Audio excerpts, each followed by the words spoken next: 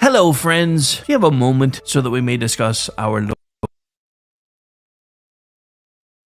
Hello, friends. Do you have a moment so that we may discuss our Lord and Savior Minarchy?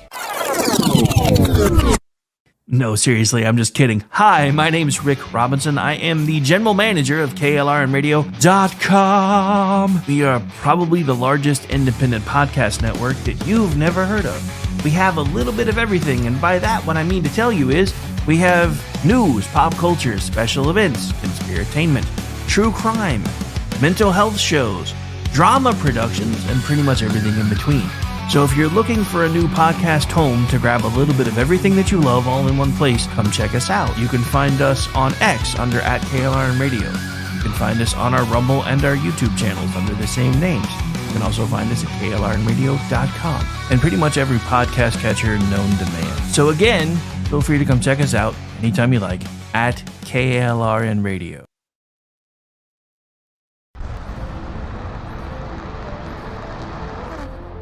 Are you ready to reach for the stars? Tune in to The Lost Wanderer, the #1 monthly podcast on good pods in astronomy. Join our host, Jeff, as he takes you on an interstellar adventure to explore the mysteries of space and the wonders of science. From rocket launches and distant galaxies to the latest discoveries in astronomy, each episode is a thrilling ride through the cosmos. Don't just gaze at the stars, come explore the universe with us. Follow The Lost Wanderer wherever you get your podcasts, and let's discover the stars together.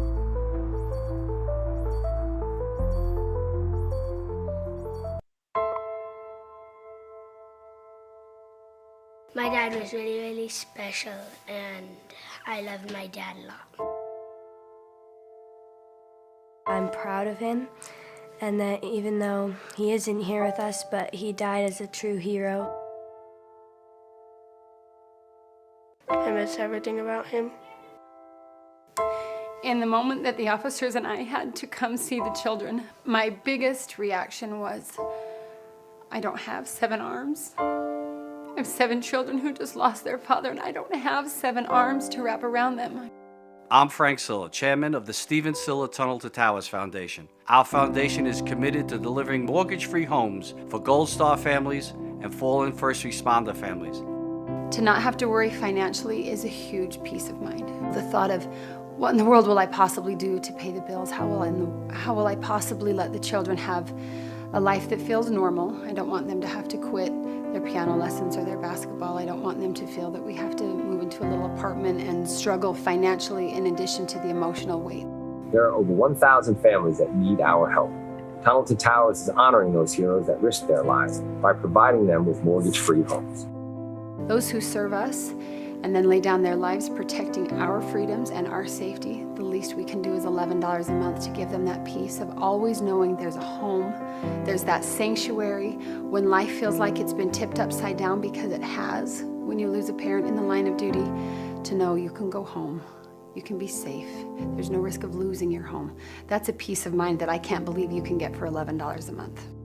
I'd like to ask you to contribute $11 a month to support their efforts. Please donate $11 a month by calling 1-844-BRAVEST or visit tunneltotowers.org.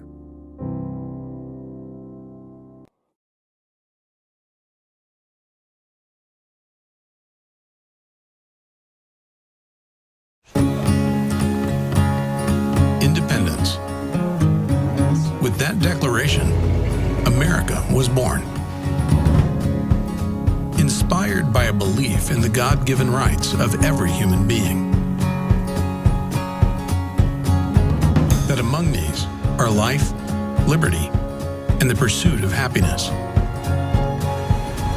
our government was established to secure these rights and for the good that comes from exercising them well. This is why the founders of our great nation chose independence. As do we.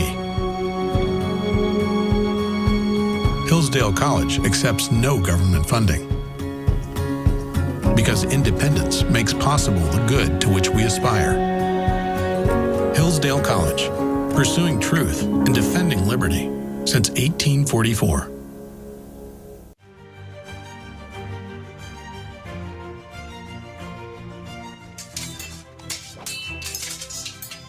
Ready to learn some medieval combat, kiddo? You bet, Dad. Let's do this. You know, spending quality time with your kids is important, but finding a fun and safe way to do it can really be a challenge. That's where halberds come in.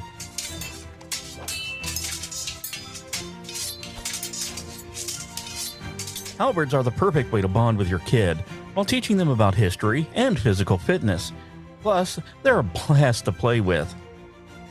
So next time you're looking for some family fun activity, grab a halberd and get ready to make some memories. Come on, Dad. Round 2. Halberds, bringing families together one medieval battle at a time.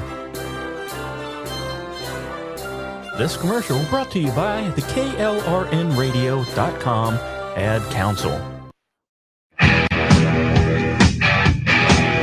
KLRN Radio has advertising rates available. We have rates to fit almost any budget. Contact us at advertising@klrnradio.com.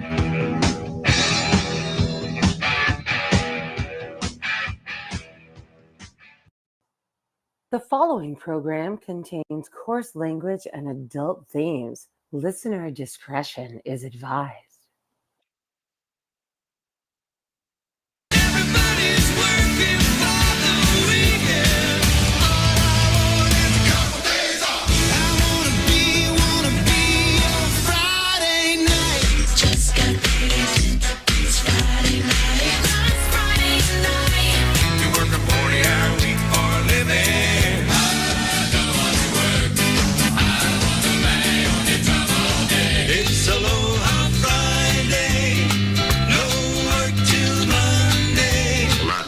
Take the next 2 days off. How's that? Do that again. You are so stupid. That's right. They're all gonna laugh at you. That's right. There is nothing wrong with your radio. That's right. This is crazy. What's going on here? I don't know. It's loud. I got $100 smoking in my billfold. I know I ought to save it, but it's burning a hole. Right through my pocket and into my skin. Come Monday morning, I'll be broke again. It's finally Friday, I'm free again. I got my motor running for a wild weekend. It's finally Friday, I'm out of control. Forget the working blues and let the good times roll. All we want to do is pop you up. Got a little sugar baby down the road. She's sitting on a radio and rocking on gold. We'll dance up a storm and later on tonight we'll be working on doing all the wrong things right. That's right. It's finally Friday, I'm free again. I got my motor running for a wild weekend. It's finally Friday, I'm out of control. Forget the working blues and let the good times roll. I'll be back. Oh, that's wonderful. We're naked, is that okay? I am not ready to go. Tuesday, I'll be wondering if I'll ever survive. Wednesday and a Thursday, I'll be slowly tuning in. Friday, I'll be revving up my motor again. Finally, Friday, I'm free again. I got my motor running for a wild weekend. It's finally Friday, I'm out of control. Forget the working blues and let the good times roll. Finally, Friday. Whoop-de-do it. I got my motor running for a wild weekend. It's finally Friday. That is unbelievable, man. Forget the working blues and let the good times roll. So in my best kindergarten voice, I said, The answer is Ruthie, get a pelly. that's right.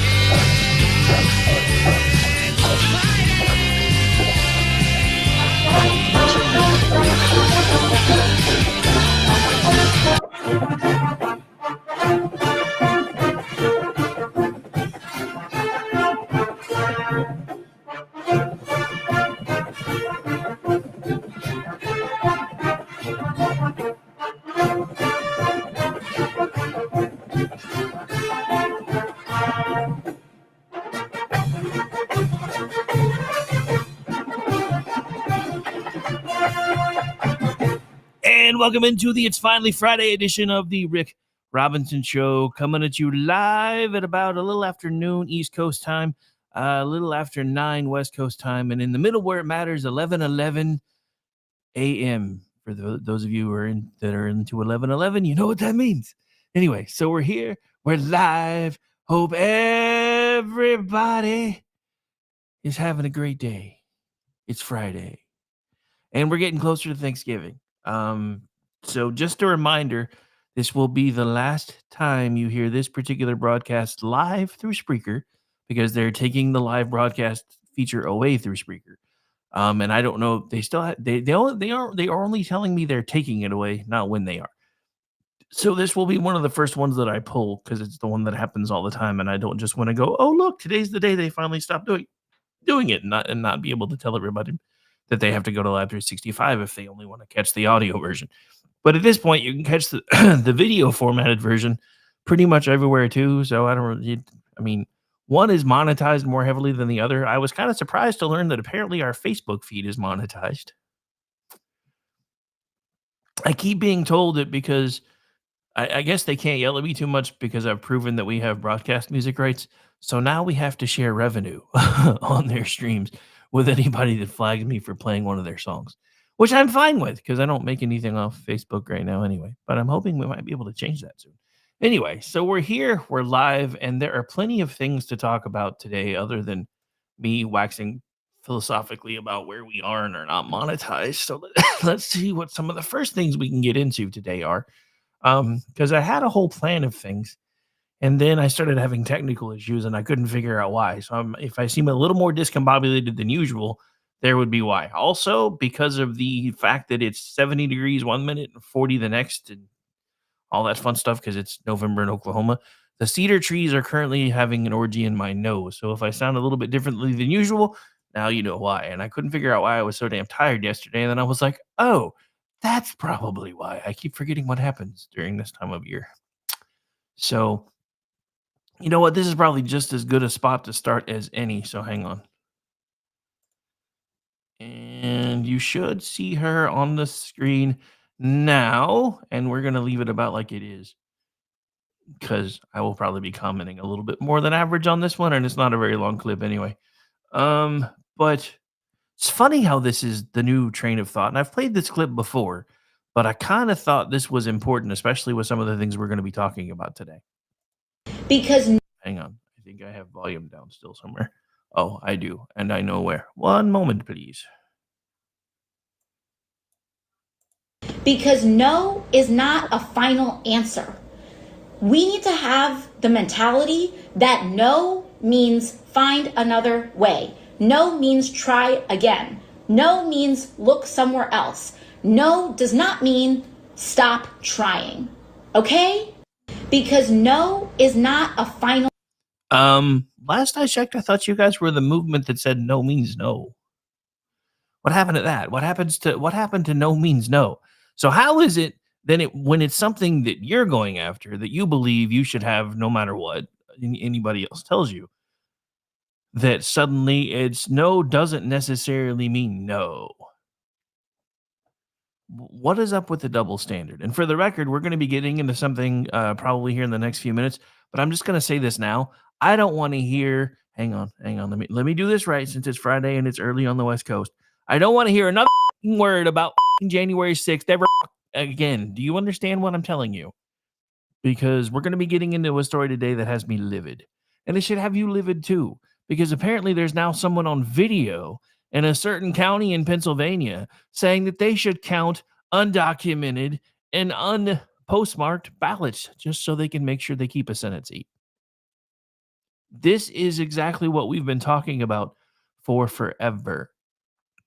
So I will probably hold this until hour 2, because in hour 2, we're going to take a look at all of it. All the things that they have told us didn't happen, that we now have basically actual visual proof that it did happen, along with what they're talking about doing in Pennsylvania right now, which should prove to you exactly what they did in Pennsylvania in 2020 and exactly what they did probably pretty much everywhere they could in 2020. And we now have the data to prove it, because there are still, last I checked, about 13 to 15 million missing voters. Nobody knows where they went. Nobody knows where they are. And if you think that's a coincidence, it's not. This is stupid. All of this is stupid, annoying, and frustrating, because I don't know how to fix this at this point, when even the people that we're trying to save don't want us to save them because they don't think anything is broken. This is the part that has me the most upset about all of this, because the people rose up in a way that I haven't seen since I've been an adult and said no more of this shit. And the scariest thing about all of that is this: we are now seeing people coming out for things that are normal, people that I never expected to see. Justine Bateman is taking to social media talking about how different things can be now that things are starting to move back the other direction. I just saw Sly Stallone giving an introduction for Donald Trump. Ladies and gentlemen, the one thing that you need to understand is we have been, for the longest time, waging a culture war, and we've been losing because of the zombie mindset, because of the groupthink thing. And we're finally starting to break through it. But the problem with all of that is all of the powers that be that have had everybody's ears and eyeballs for the last 20, 30 years, they're not going to give up and go away peacefully. They're not going to go away quietly. There's going to be a fight. You know how I know there's going to be a fight? Well, hang on. Let me show you how I know there is going to be a fight. Well, first of all, we just went over point number 1 of how I know there's going to be a fight. But here's another one. And I will explain to you in a moment, once we're done with this clip, why I disagree with some of what he says, but why I'm also at this point willing to try just about anything, because too many things are broken. So give me just a second. We're going to make this one different. So there we go. All right, hang on, and here we go. What movie? Oh man, this The Dirty Dozen. no, this isn't a movie. This is a war is about to. Let's hold off on the soiree and the partying, because he's going to attempt to drain the swamp with this group of individuals, which means the fight that's coming back is massive, because you are going to try to take apart an establishment who has fleeced the American people for generations. Yeah. Senators they're these career senators with their gold bars in their closets and their monies, and being able to, cousins and first cousins and lobbyist sons getting jobs and places and being pushed to be in charge of energy in China or Ukraine. All of that's going to come to an end. And you think they're just going to be like, okay? Mm-hmm. You know, so it's going to be, if he's picking these people, every one of them has an axe to grind. And there's a reason for that, because this is going to be the fight for the American. It's one thing to get in, it's another thing to actually make change. He's got the House, he's got the Senate. So all this is great and we're all fired up. But if he walks in there and doesn't do term limits in that first week, because that's how you stop all this stuff. That's how you stop the career. You got to hit the term limits, and then you unleash the dogs, and then you find out how much money they've been stealing from the American people. Eventually, the people who donated to the Democratic Party to raise it up to $1 billion minus 20 are going to be like, they're going to find out that they were being conned by the government, by the progressive government. So that's not, they're just going to lay down and take it. It's going to be terrible.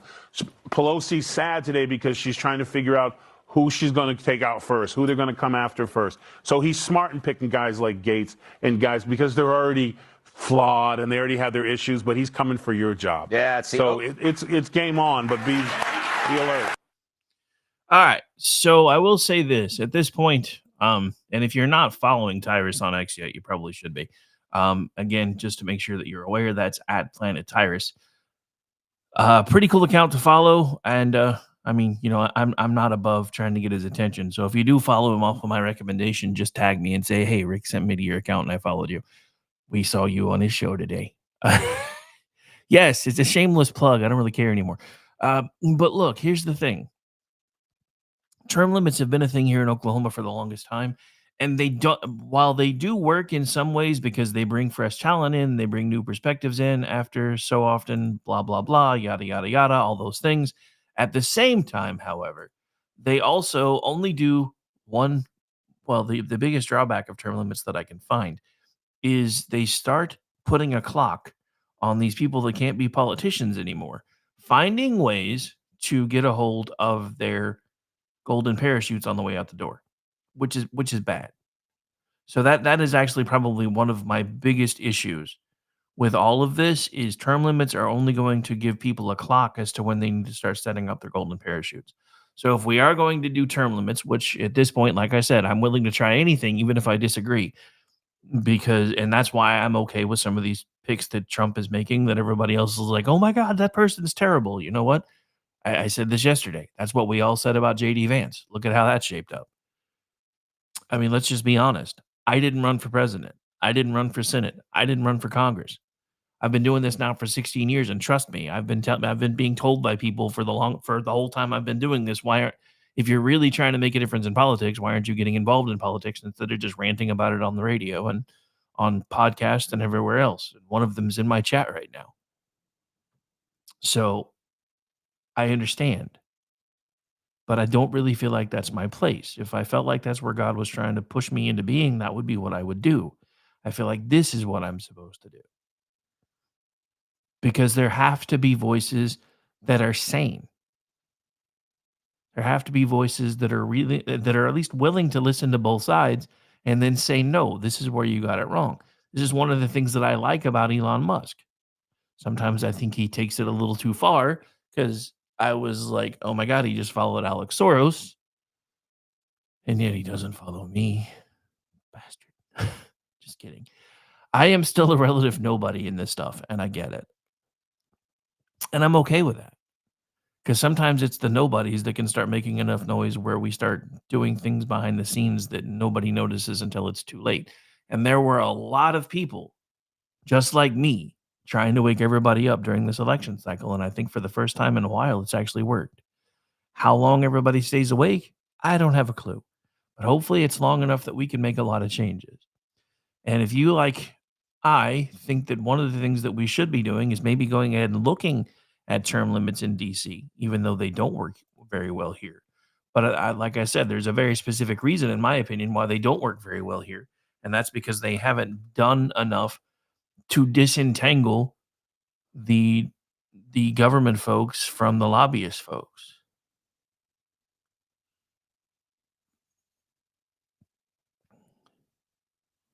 So we've got one more quick hit that we can probably get in before we got to take the break because I already blew through the monologue break.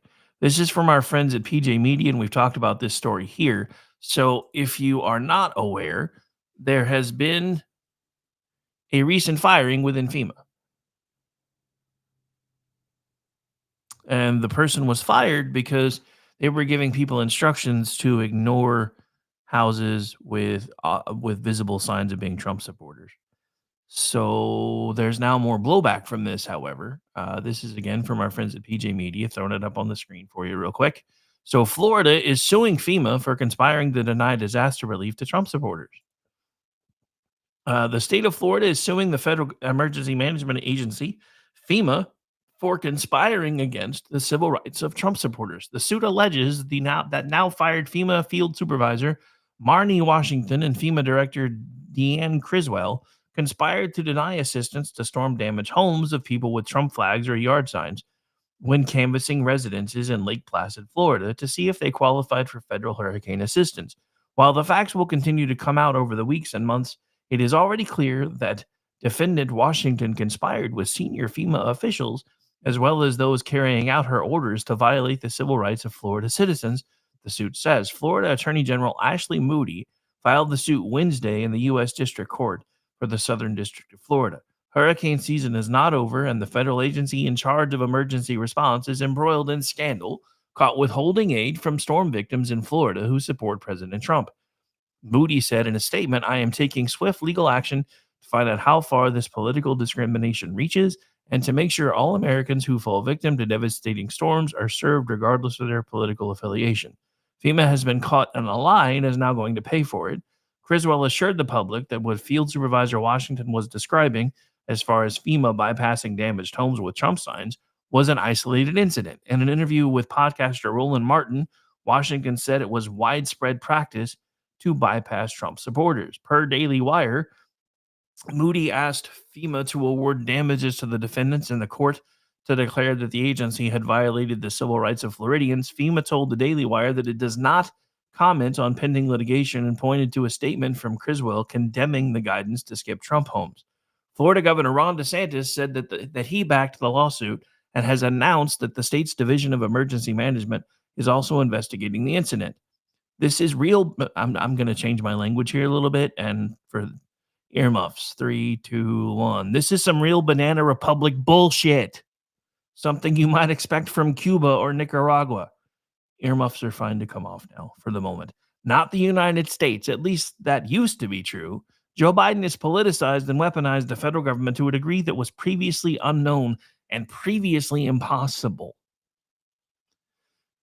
Moody said in a statement that this lawsuit is meant to find out how far the political discrimination reaches and to make sure all Americans who fall victim to devastating storms are served.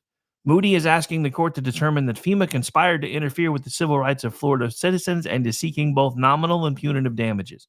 A FEMA spokesperson declined to comment on the pending litigation and again pointed to Criswell's public statements that says the federal agency will continue to hold people accountable if they violate the agency's standards of conduct. Well, that could be a problem since apparently your standards of conduct suck. The complaint goes on to say FEMA workers followed these instructions and entered in a government database messages such as Trump sign, no entry per leadership.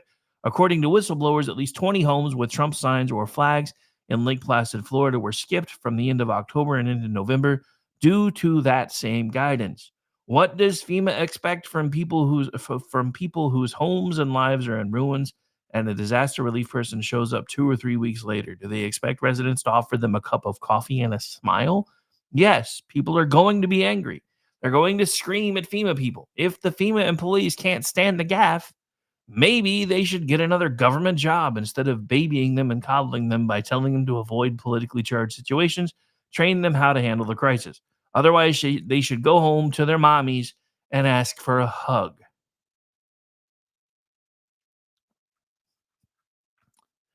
And I couldn't agree more because this is some bullshit. And I get it. You know what I hear what I hear from all my leftist friends all the time? It's funny how all you right-winging, Bible-clinging, gun-toting people can scream and yell about the government until you actually need them to do something. It's still their job, yo. Do I wish we could be less dependent on them? Yes. You know why we can't, though? Things like taxes, things like redistribution of wealth schemes, things like sending billions of dollars to Ukraine. That has really accomplished not much of anything because Russia is still capturing a whole fuck ton of territory because they're trying to grab as much as they can before they go and they finally sit down to talks because they know daddy's coming back home in the United States. And again, that's not a term I typically use, and it's not one that I like to use, but it fits all the bullshit that's been going on for the last 4 years because they knew this was going to be temporary. And they did everything they could to make sure that he didn't get a second term. And the funny thing is, they shot themselves in the foot when they did it. Because if they had just let the election play out, he was going to be hamstrung. And it would have stayed that way. Because the pressure still would have been there. People would have had COVID fatigue. They would have had Trump on Twitter fatigue. They would have had all of it. He would be on the way out the door right now, if not for their shenanigans. Which reminds me, 2 things I have to do. 1, we have the perfect number of people watching us right now. So Giggity, giggity goo. Stick around. One of them, and I know. I swear to God, I'll pistol whip the next guy that says shenanigans. And I don't care, fat boy, bring it. But I say all of this to you for this reason. Our government is broken. Our government is broken to the point where I think it might nearly be past saving. And if you don't believe me, they just arrested a football player for January 6th, 4 years later. Hey, we got Raptor in the chat. What's going on, man? Haven't seen you in a minute. Glad you popped in. We have missed you around here. But I know everybody's getting ready to be able to take the long weekend. And so I know a lot of folks try to go on vacation during Thanksgiving week. So I expected our numbers to go down a little bit because a lot of you can't be playing on your lunch breaks on your phones and your devices for a while. So I get it. But to everybody that does come in rather faithfully every day, thank you so much for doing that because it means the world to me. But as I was saying a moment ago, none of this is what it seems. Now, this next story, actually, we've got to take the break. I just realized we're long. So we've got to take a break. Everybody in the chat's like, damn it, we thought he was going to go even longer. No, sorry. Got to take the break. We'll be right back, and we're going to keep this particular line of discussion going because there's some things that we got to get into about some of these picks and why I don't think everybody's, at least on our side, should be losing their minds as much as they are. But we'll be right back. Stay tuned.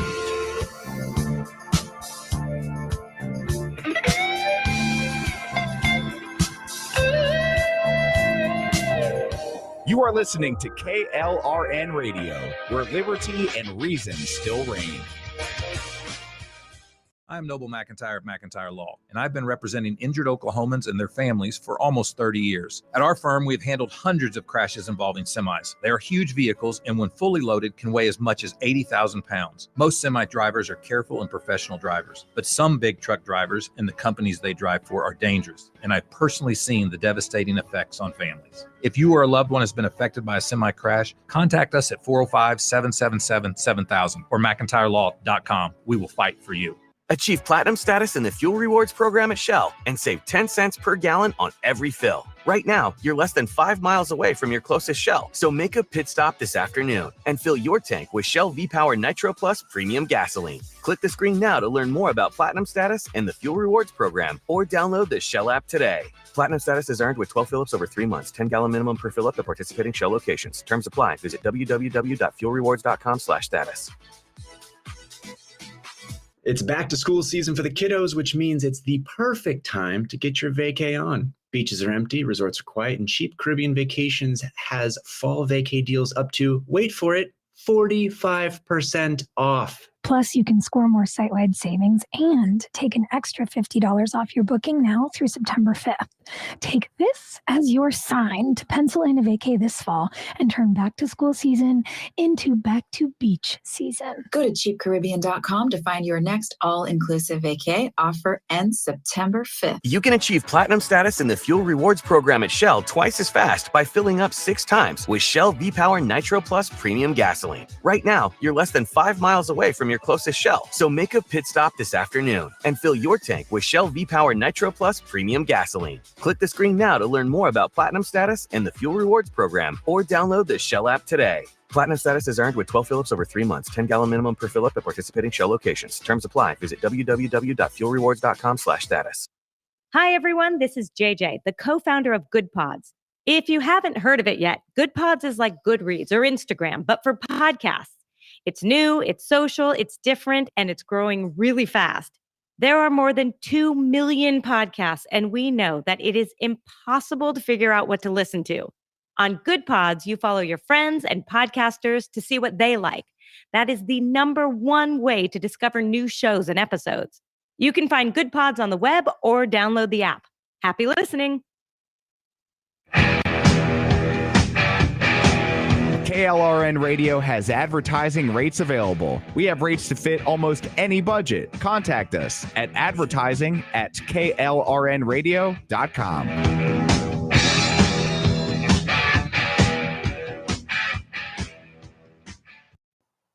The following program contains coarse language and adult themes. Listener discretion is advised.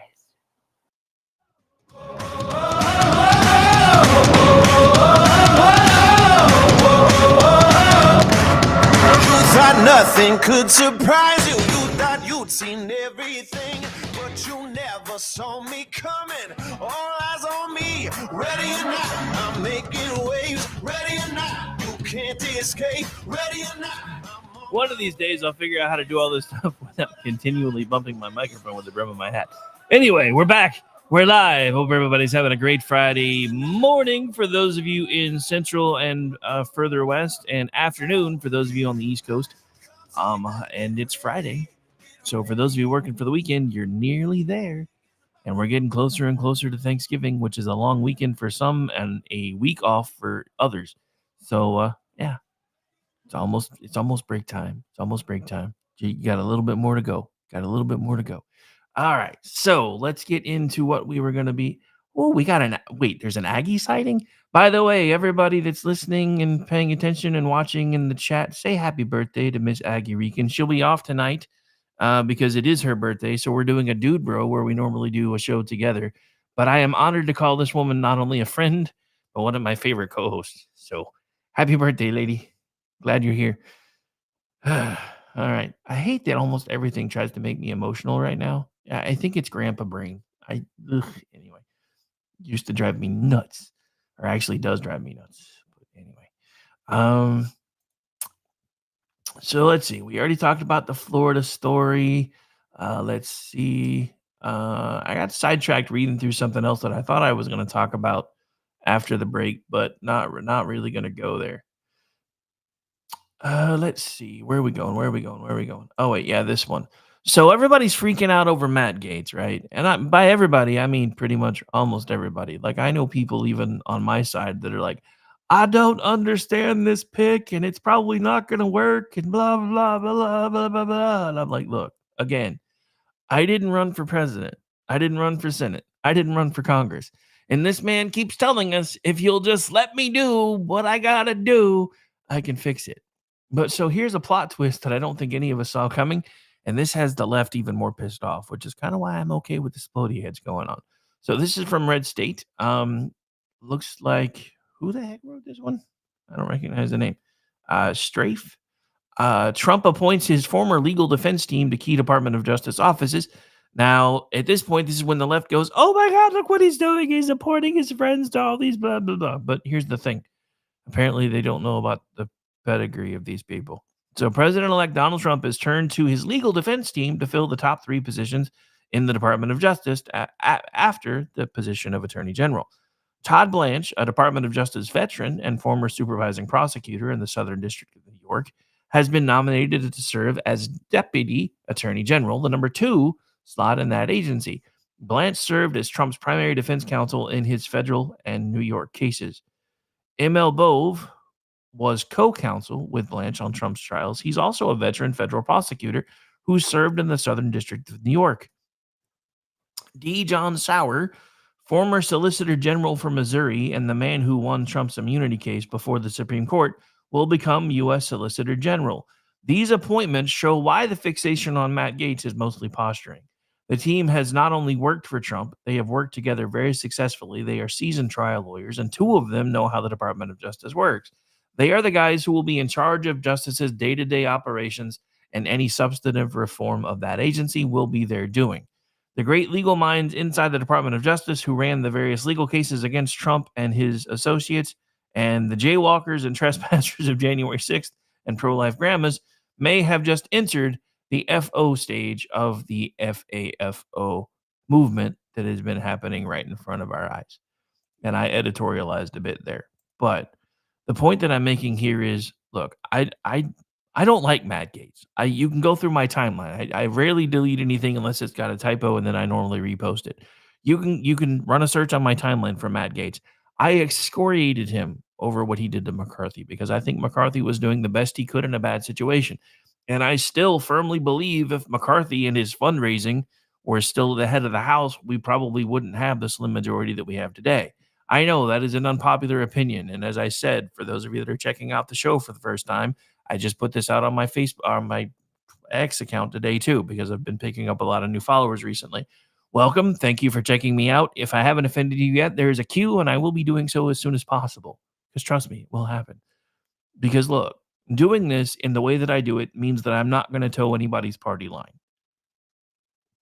So while I am not really raising a lot of loud noises about some of these picks right now, if they do start screwing up, if they make it past the process, that's when I'm going to start saying very loud, angry things. Because if Donald Trump doesn't do all of the things that he said he was going to do, then in 2 years, we're going to be right back where we started from. And this is why I keep telling everybody, especially the ones on my side of the argument, that we've got to stop the bullshit. We came into 2017 looking a lot like we do right now.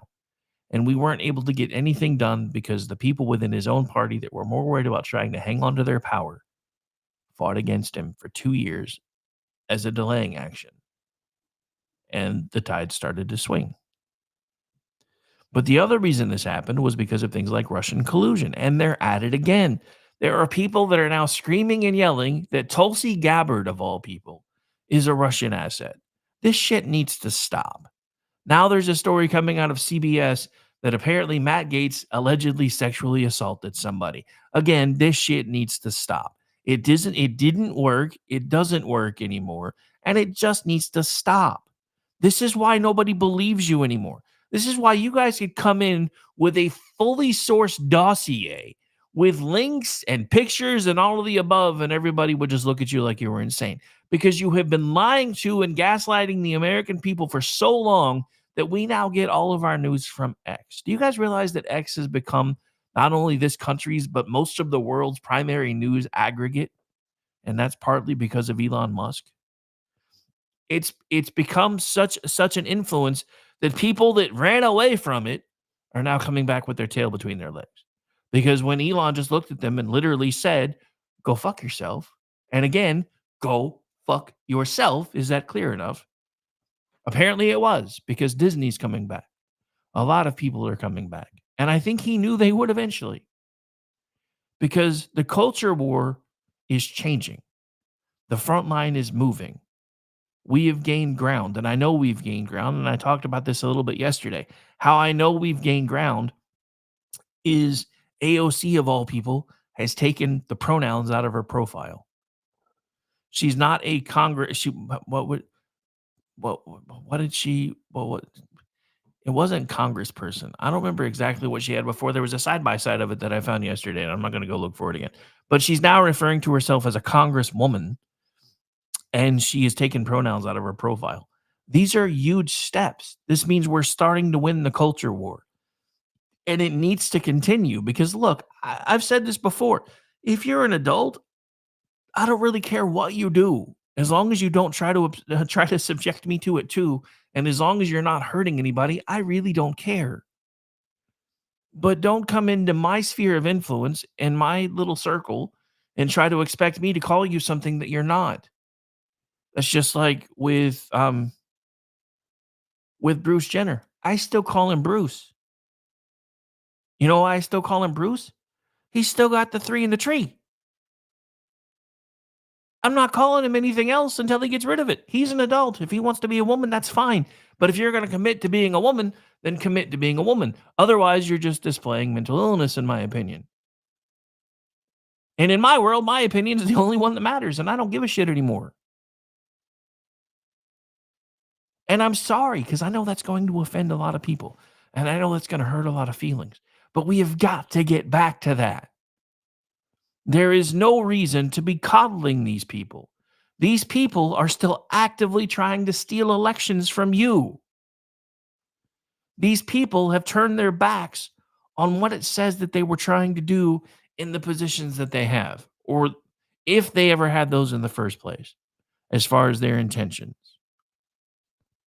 Because I've come to discover that a lot of people, looking at you, Joe Walsh, and a few others, that say they get into things for some of the best of intentions, really only have the inclination to try to get as rich and as famous as possible, and then do whatever they have to do to hang on to it.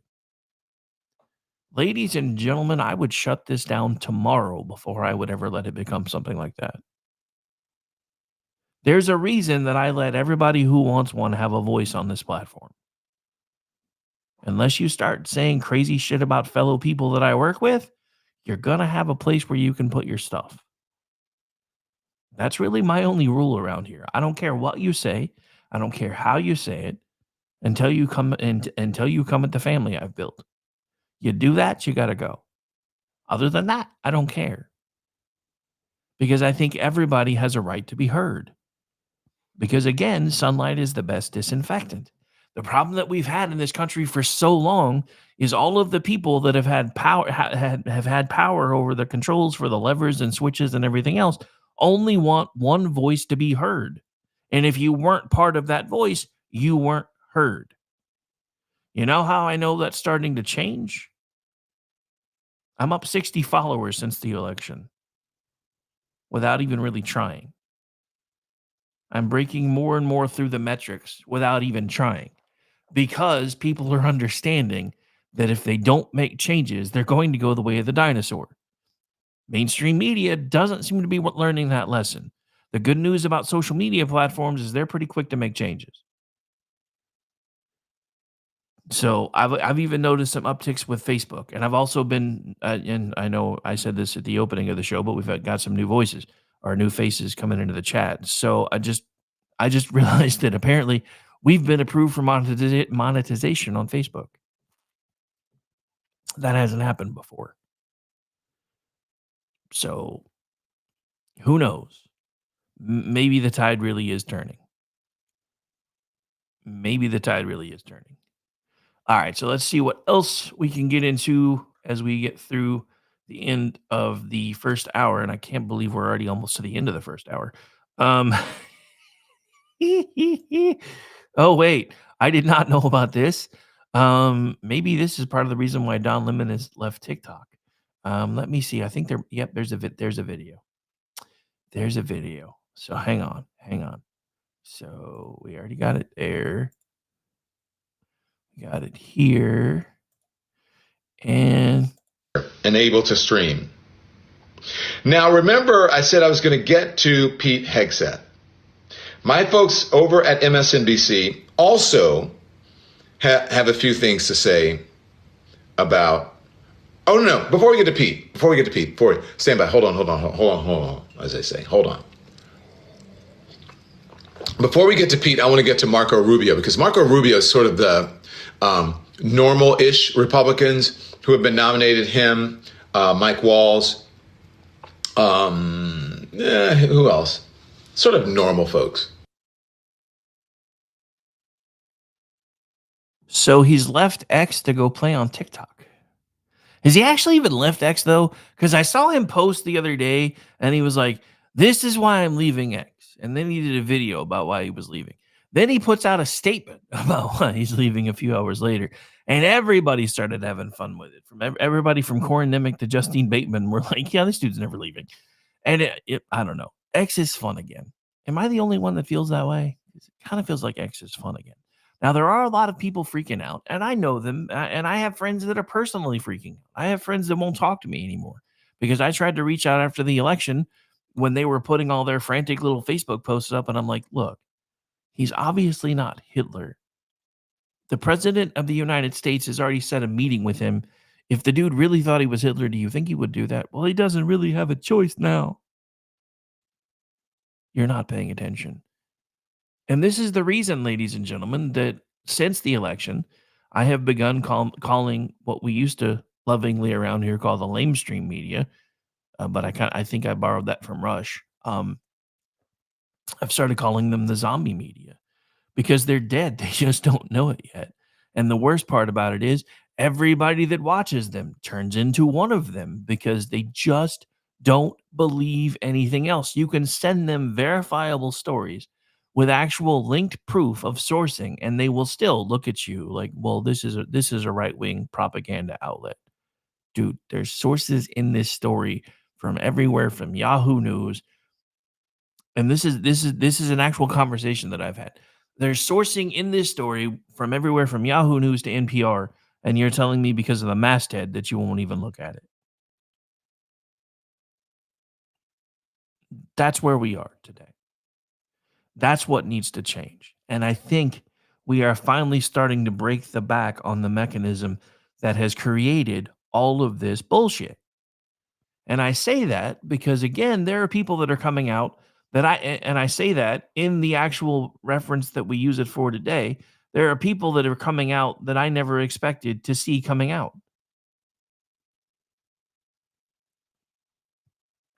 All right, so I think we've got time to get into this. This was actually what I planned on saving for the last part of this show anyway. Hang on. Or not the show, this hour. Sorry. So let's get this ready to go. And you guys should be seeing it now. I'm not even going to explain it. We're just going to play it and then talk about it afterwards. You will always have conspiracy theories when you have very challenging public health crises. They are nothing but distractions. President retweeting a conspiracy video alleging that masks do not work. The video was then removed by Twitter, Facebook, and YouTube because it violated rules against spreading misinformation. The second most powerful man in the world, revealing himself in this video as a mask truther. A major study finding masks made no difference in stopping the spread. Mask mandates, it turns out, were an utter failure. It's not me saying it, but the New York Times. The mask mandates did nothing. Will any lessons be learned? Bret Stephens cites a comprehensive British review of 78 randomized studies with more than 600,000 participants. So that wasn't scientifically sound. Effective. The mask guidance correct. was not It wasn't science-based, and the 6 feet of distancing was arbitrary. All around the country, over the weekend, protests popped up. These morons and internet conspiracy theories, demanding an immediate end to lockdowns. And let's be honest, people, this is both insane and counterproductive. Because the more you gather in groups, the longer the lockdown will have to go on. Did lockdowns during COVID prevent severe effects from COVID-19? Did it help in the arc of the pandemic? Economists from Johns Hopkins say no. The report warned against using lockdowns as a pandemic measure in the future because of the low effectiveness on mortality and the consequences for the economy. The lockdowns, in terms of their effects on mortality, we measured it against mortality, were basically irrelevant. They destroyed people. They literally killed people. When you shut down medical care, in spring of 2020 alone, there were 650,000 cancer chemotherapy patients in this country alone.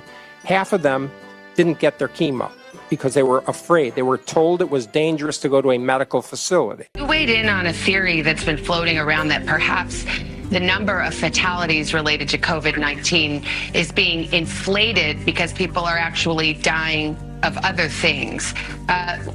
What's your read on that theory?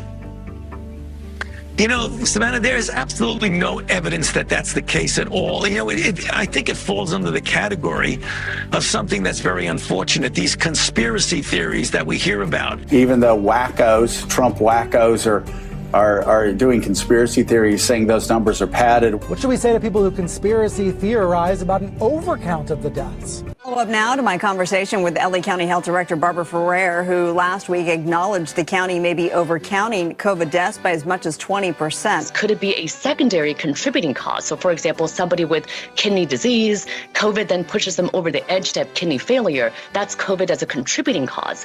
And then the third is COVID as an incidental finding. So somebody coming in with a gunshot wound or a heart attack and they happen to test positive. Now, part of the conspiracy theory is that the disease started in a laboratory in Wuhan. Just weeks ago, Dr. Anthony Fauci rejected the conspiracy that coronavirus was man-made in a lab in Wuhan, China. And yet this week, Donald Trump is still pushing the debunked bunkum. A lot of people on the right love that phrase, escape from the lab, because it sounds like something from a Marvel movie or a comic book. Everyone who believes in the conspiracy is saying that he came out of a lab in Wuhan rather than through food at a market. And he continued to push a conspiracy theory that has already been debunked by our intelligence community. This whole notion that the coronavirus was developed in a Chinese lab. That has been debunked. There's a report today that another intelligence arm of the U.S. government, this is inside our energy department, has joined the FBI in concluding that COVID began with a lab leak in China. Is that I don't know who to trust. Yeah. Right? I certainly don't trust reporters because reporters treated this initially as if it was nothing more than a crazy, unhinged conspiracy theory. Yeah. So who do you trust, right? You can't trust the legacy media outlets because that was their narrative. It came out of the city that has the Wuhan Institute of Virology, a Chinese lab that worked on coronaviruses. And that is an awfully large coincidence. And that's what I've thought throughout, that was an awfully large coincidence. So there you have it, the befores and afters. And I personally feel like at this point the government owes me some money, because they shut a lot of our shows down. We were pulled from YouTube. We were pulled from Spreaker. We weren't pulled from Spreaker, but we were put so far underground that nobody could find us. Hell, it's still the case. I have people looking for our shows on Spreaker half the time and they can't find them. And I think a lot of it is because we were talking about these things when you weren't allowed to talk about these things. And I'm sorry, that's bullshit when you live in a country that's supposed to be free. This is what needs to happen. This is what, after watching this, I am perfectly okay with Robert F. Kennedy Jr. being set loose on the HHS. Because the FDA, we spend more money on the FDA than any other government agency. I need you to let that sink in for a second. We spend more money, and the FDA has more tentacles in more things than with any other government agency. And we need to start asking ourselves why that is, when did it happen, and what can we do to fix it? Because look, I understand that certain things like vaccines are important. There are vaccines that work. But there are also some very scary things that have started coming out about vaccines that I think we need to seriously look into to find out whether it is conspiracy theory or not. Nobody has an answer for us as to why, when I was a kid, it was 1 in 5,000 people that suffered from autism. Now it's 1 in 150. What became a lot more prevalent when I was a kid wasn't just vaccines. There could be other causal factors, but we need to start figuring out what they could be and start ruling them out one by one so that we can figure it out. Unless we're going to just throw our hands up in the air and be like, well, autism must be the next step in our evolution. I mean, it's working well for Musk, so maybe, I don't know. But why are we afraid to look for the answers? What happened to us? When did that change? We used to look the truth square in the face and move forward with it. Now we try to hide from it, and I don't understand that. We've known for forever that some of the things these people that have been pushing as science are not. Science is as much a religion as any other religion, because it is talking about taking things on faith that you cannot yet see, but you have what you feel is enough empirical evidence to support it. If we still trusted the science, because that's been their mantra for the last 4 years, is trust the science, the world would still be considered flat. Because that was once scientific fact. This is the problem that I have with all of this, and it's why I'm okay with him doing everything he can, him being Donald Trump, to shake up the status quo. Even in a group that I'm in right now, they're arguing about whether Gates is going to get, well, not arguing, wrong word choice, but they're discussing whether Gates is going to be approved or not, and whether or not he might be a sacrificial piece to try to get somebody else rammed through. I don't know the answer to that question. But I do know the more everybody starts screaming and yelling about how they don't want him in there, the more I want him in there. Because in my estimation and in my former lines of work, the more upset you were about things, the more people were over the target. So I'm really wanting people to get in there and get a look under the hood and find out exactly what these assholes have been up to for God knows how long. Because this has been going on for longer than any of us want to admit, longer than any of us want to know. And I just realized that I'm blowing through top of the hour break. So we have got to take this one. Since it looks like the Spreaker feed is still working, there'll be a reset there if you're listening over there. Live 365 and every other outlet, you should be fine. And I'll be right back, so stay tuned. This gives you a few minutes to get up, stretch your legs, grab a drink, maybe smoke a little bit of whatever helps you think. Unless you're working, but then again, even if you are, I'm not your boss and I don't judge. Be right back.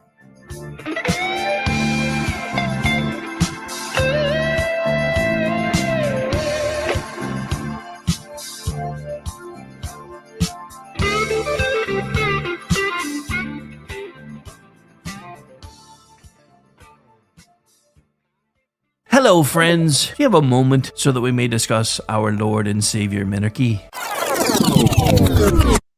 No, seriously, I'm just kidding. Hi, my name's Rick Robinson. I am the general manager of KLRNradio.com. We are probably the largest independent podcast network that you've never heard of. We have a little bit of everything, and by that, what I mean to tell you is we have news, pop culture, special events, conspiratainment, true crime, mental health shows, drama productions, and pretty much everything in between.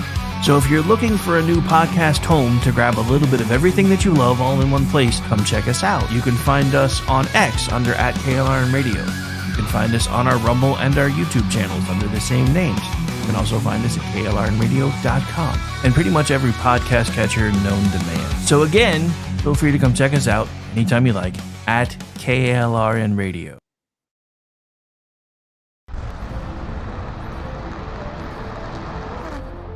Are you ready to reach for the stars? Tune in to The Lost Wanderer, the #1 monthly podcast on good pods in astronomy. Join our host, Jeff, as he takes you on an interstellar adventure to explore the mysteries of space and the wonders of science. From rocket launches and distant galaxies to the latest discoveries in astronomy, each episode is a thrilling ride through the cosmos. Don't just gaze at the stars, come explore the universe with us. Follow The Lost Wanderer wherever you get your podcasts, and let's discover the stars together.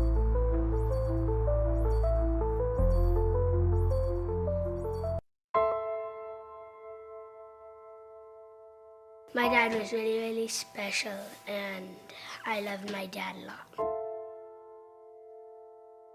I'm proud of him, and that even though he isn't here with us, but he died as a true hero. I miss everything about him. In the moment that the officers and I had to come see the children, my biggest reaction was, I don't have 7 arms. I have 7 children who just lost their father, and I don't have 7 arms to wrap around them. I'm Frank Silla, chairman of the Stephen Silla Tunnel to Towers Foundation. Our foundation is committed to delivering mortgage-free homes for Gold Star families and fallen first responder families. To not have to worry financially is a huge peace of mind. The thought of, what in the world will I possibly do to pay the bills? How will I possibly let the children have a life that feels normal? I don't want them to have to quit their piano lessons or their basketball. I don't want them to feel that we have to move into a little apartment and struggle financially in addition to the emotional weight. There are over 1,000 families that need our help. Tunnel to Towers is honoring those heroes that risked their lives by providing them with mortgage-free homes. Those who serve us and then lay down their lives protecting our freedoms and our safety, the least we can do is $11 a month to give them that peace of always knowing there's a home, there's that sanctuary when life feels like it's been tipped upside down, because it has, when you lose a parent in the line of duty, to know you can go home, you can be safe, there's no risk of losing your home. That's a peace of mind that I can't believe you can get for $11 a month. I'd like to ask you to contribute $11 a month to support their efforts. Please donate $11 a month by calling 1-844-BRAVEST or visit tunneltotowers.org.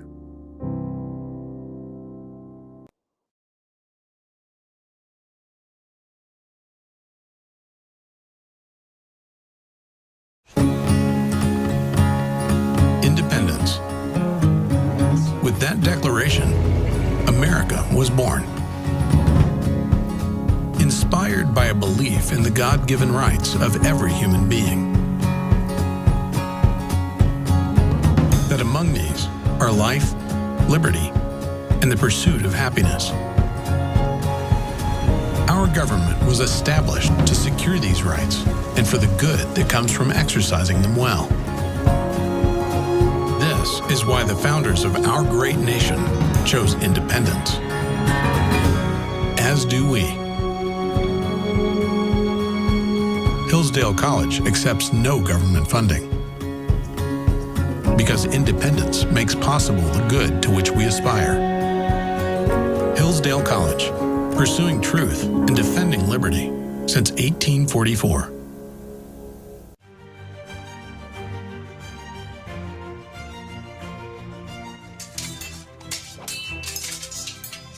Ready to learn some medieval combat, kiddo? You bet, Dad. Let's do this. You know, spending quality time with your kids is important, but finding a fun and safe way to do it can really be a challenge. That's where halberds come in.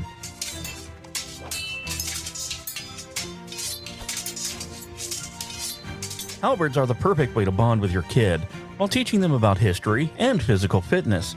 Plus, they're a blast to play with. So next time you're looking for some family fun activity, grab a halberd and get ready to make some memories. Come on, Dad. Round 2. Halberds, bringing families together one medieval battle at a time. This commercial brought to you by the KLRNradio.com Ad Council.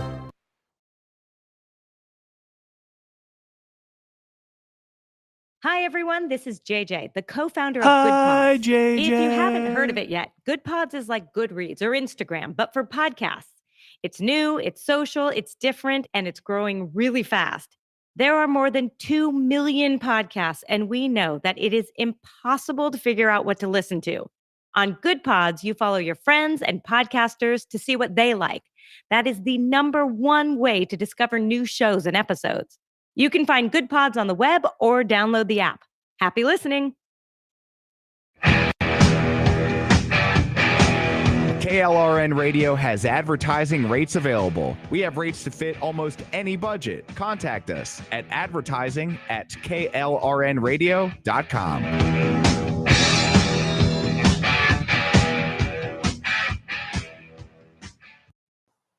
The following program contains coarse language and adult themes. Listener discretion.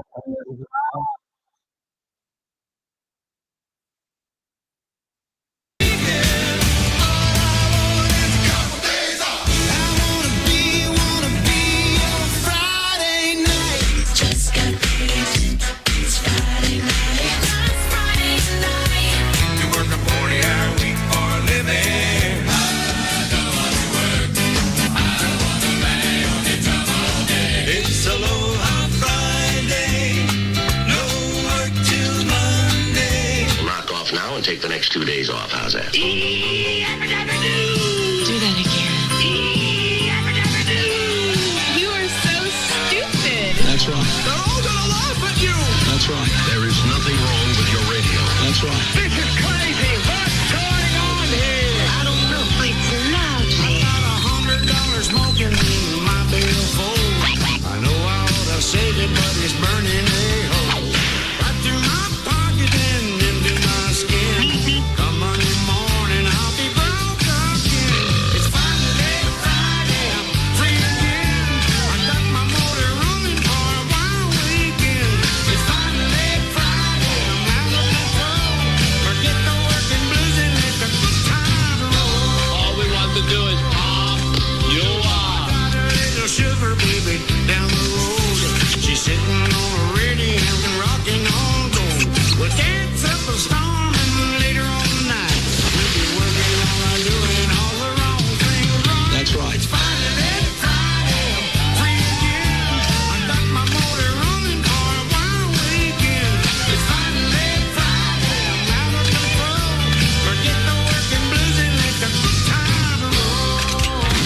I'll be back. Oh, that's wonderful. We're naked, is that okay? As the friggin' thing. I'm here, I didn't know. Tuesday, I'll be wondering if I'll ever survive. Wednesday and a Thursday, I'll be slowly tuning in. Friday, I'll be revving up my motor again. Finally, Friday, I'm free again. I got my motor running for a wild weekend. It's finally Friday, I'm out of control. Forget the working blues and let the good times roll. Finally, Friday, Whoop-de-doo-it. I got my motor running for a wild weekend. It's finally Friday. That is unbelievable, man. Come on. I know there are redheaded stepchilds, but you know. Still gotta be nice on Friday. The answer is Ruthie Fittipaldi. that's right. Hell no, Raptor. There's not a Finally Monday song. Are you insane? That's right.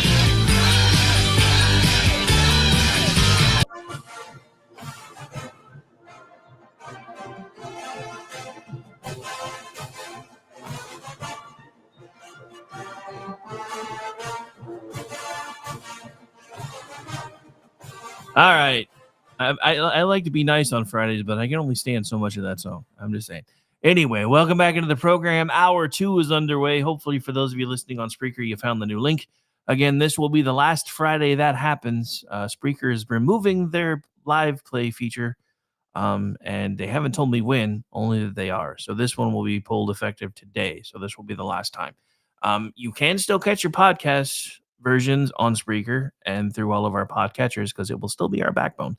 But for live streaming, you'll now either have to come over to the X feed, the Rumble feed, the YouTube feed, the Facebook feed, or the Live 365 feed, which we are slowly working on trying to make sure is always on anyway. I'm trying to do my best to have an always on stream on iHeart sometime in the next 12 months. So for those of you that would like to see that happen, a little send booze link in the corner would be amazing to help with that. It's expensive, but we're going to try it anyway. All right. So anyway, we're here. We're live. We're back. And oh boy, do we still have a lot of things to talk about. So hang on a second. I got to get a couple things squared away here. I'm looking for something specific. Oh, this is what I wanted to open the hour with. I knew there was something. Hang on. Because again, this is kind of in that vein of I never really actually saw this coming because most of the people around his age group are kind of the other side.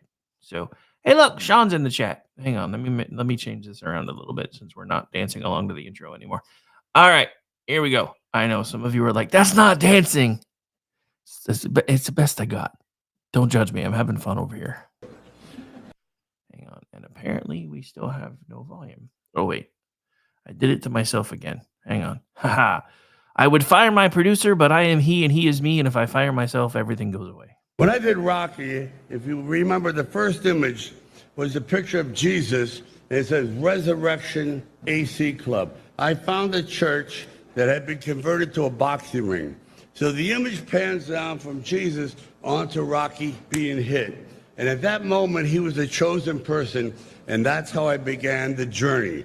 Something was going to happen. This man was going to go through a metamorphosis and change lives, just like President Trump.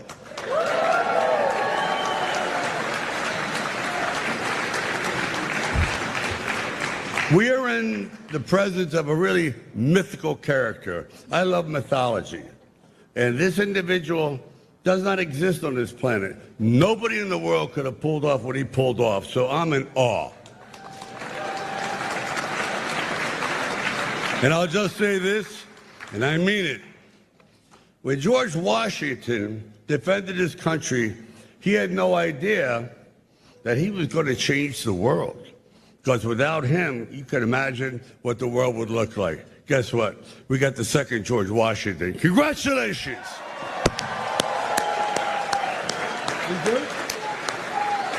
But And I'm proud to be an American, where at least I know I'm free. And I won't forget the men who died.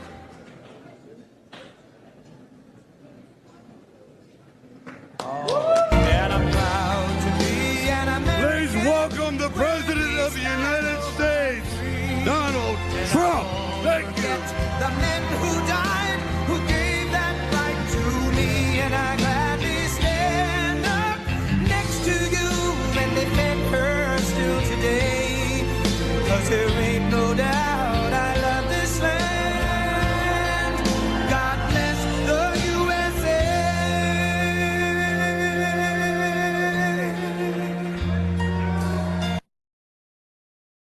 All right, so we're going to chalk that up into the something I thought I would never see column. Want to backtrack for just a second. Going to work in reverse order here. Sorry doesn't work. One demerit for tardiness, sir, but welcome into the program. And also backing up to what Aggie said right as we were going to break. I think we turn away from the truth because society has pushed the stay away from the uncomfortable shtick for decades. That's how we have the participation trophy generation. And I think you're right. I think that's part of it. I think we tried to become so worried about everybody's feelings. I mean, it even shows up in our parenting styles today. We've tried to become so overly hyper aware of everybody's feelings that we forget that at the end of the day, feelings don't matter if you're dead or you're hurt. And I know that's a harsh statement, but this ties into something else that I wanted to talk about today. And again, this is something that I don't do that often anymore. But after paying really close attention to some of the testimony today in the Lincoln Riley case, I have to say this. Look, I get that we all love noise canceling technology. I get it.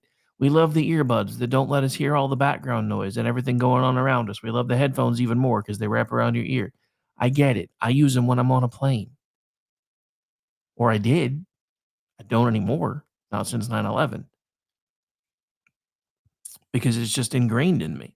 But one of the things that struck me so vividly, and again, I don't talk about what I used to do for a living very often, but it comes up because I don't do it anymore. This is my job now. So I don't really want to talk about all the things that I used to do that led me to doing things like this for reasons, unless I have to. But I say all of this to you because situational awareness is a skill that we don't teach people anymore. And it needs to be being taught. Look, from what I heard, she did almost everything right. As soon as she knew something was up, she turned on. She had an iPhone, so she was able to activate the distress button, tried to reach out to 911, everything else. But all I'm going to say is this. If she hadn't had noise-canceling earbuds in, she might have noticed something sooner.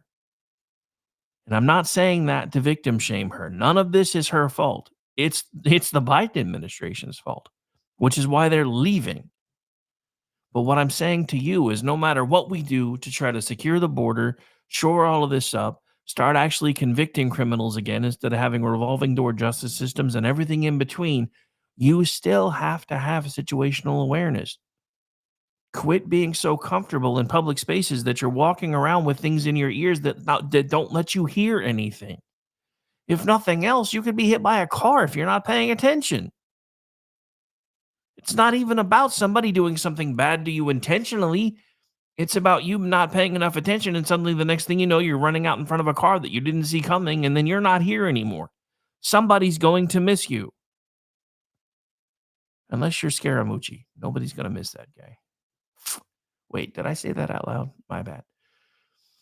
And I've actually kind of considered mixing, going back to Denny, I've actually kind of considered mixing together my own version of It's Finally Friday, and if I ever do, the Bears will be in there. I'm kind of working on it. Because I don't know when it's going to be done, but I have actually been working on it. But I say all of this to you today because we are in the beginning stages of what could be a fundamental shift in America. And I say all of that because not only is it Donald Trump, but here's somebody else that, again, up until now, I've not really heard speak out very much before. Maybe it's just because I haven't been paying attention. But here's Justine Bateman on Jesse Waters. But what I'm really excited about is that the political correctness, the sort of woke era is over, because you need mob mentality momentum in order to keep that going, in order to threaten people if they're not thinking and talking the way you do, to threaten their lives, threaten their careers, threaten their place in society. You need that momentum in order to do that. And when Trump won presidency again, that cut that momentum off. So this whole woke era is over. You're right. I mean, they only are effective when they work in perfect harmony together. And now they're all divided and arguing with each other, and they're not on offense. They're canceling each other. And that's probably a good thing. Is it really official? You believe it's official? We're never going back to cancel culture. We're never going back to political correctness. You're calling it right here? Well, I'm saying you need that. I mean, when you look at mob mentality and the things that have happened, like the tulip mania hundreds of years ago, the burning of the witches in Salem, there needed to be a mob mentality momentum. And if you don't have that, it dies out. And I'm talking about, yes, things have changed politically, obviously, but it's spiritual. It's a spiritual shift. It started a little bit when Elon Musk bought Twitter and turned it into X, and it really changed when Donald Trump won this presidency.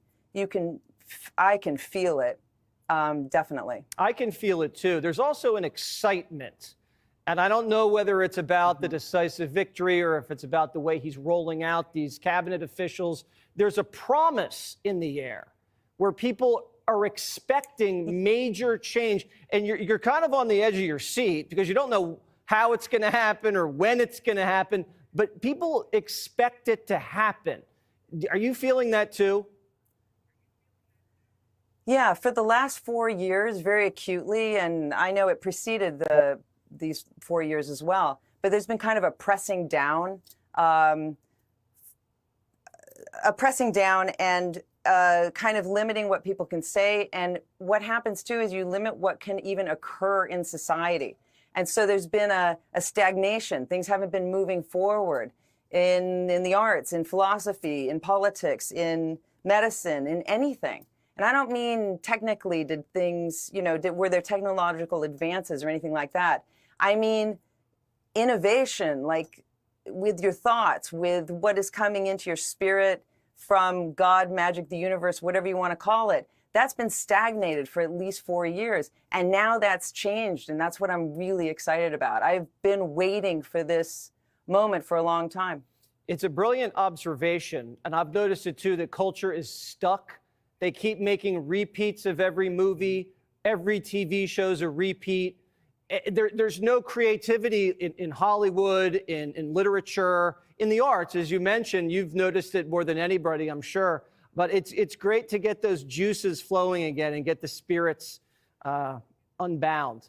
Justine, thank you so much for joining Jesse Waters Primetime. Great to see you again. And I'm glad it's a spiritual revolution.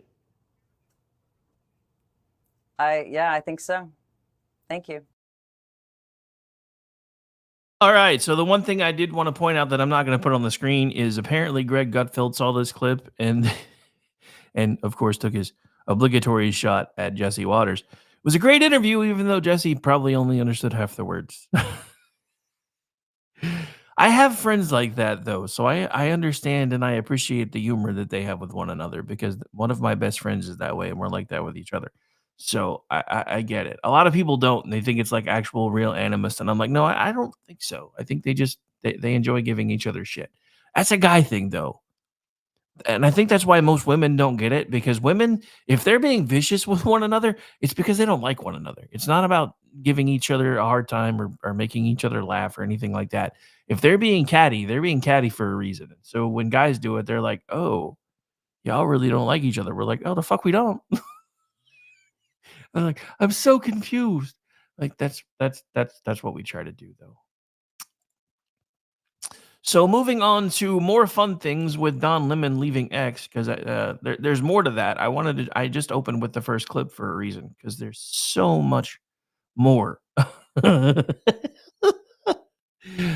and I don't even know, because I've seen other people that are trying to transition over to this whole TikTok thing, and it doesn't ever go well.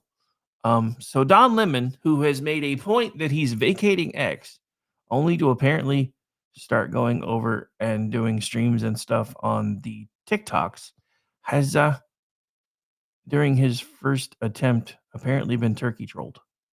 Well, first attempt that I know of anyway, because I damn sure don't follow him on TikTok. That's what's happening. So all the guys, he's like, hey, I'm going to reward the guys that helped to get me in. I'm going to get all of the wokeness and the, do you know what? The softness, some of the LGBTQ. I don't know if he's going to have an LGBTQ ban, but I'm getting that. He's getting that out of the military. So there you have Don Lemon being turkey trolled on his own TikTok live stream.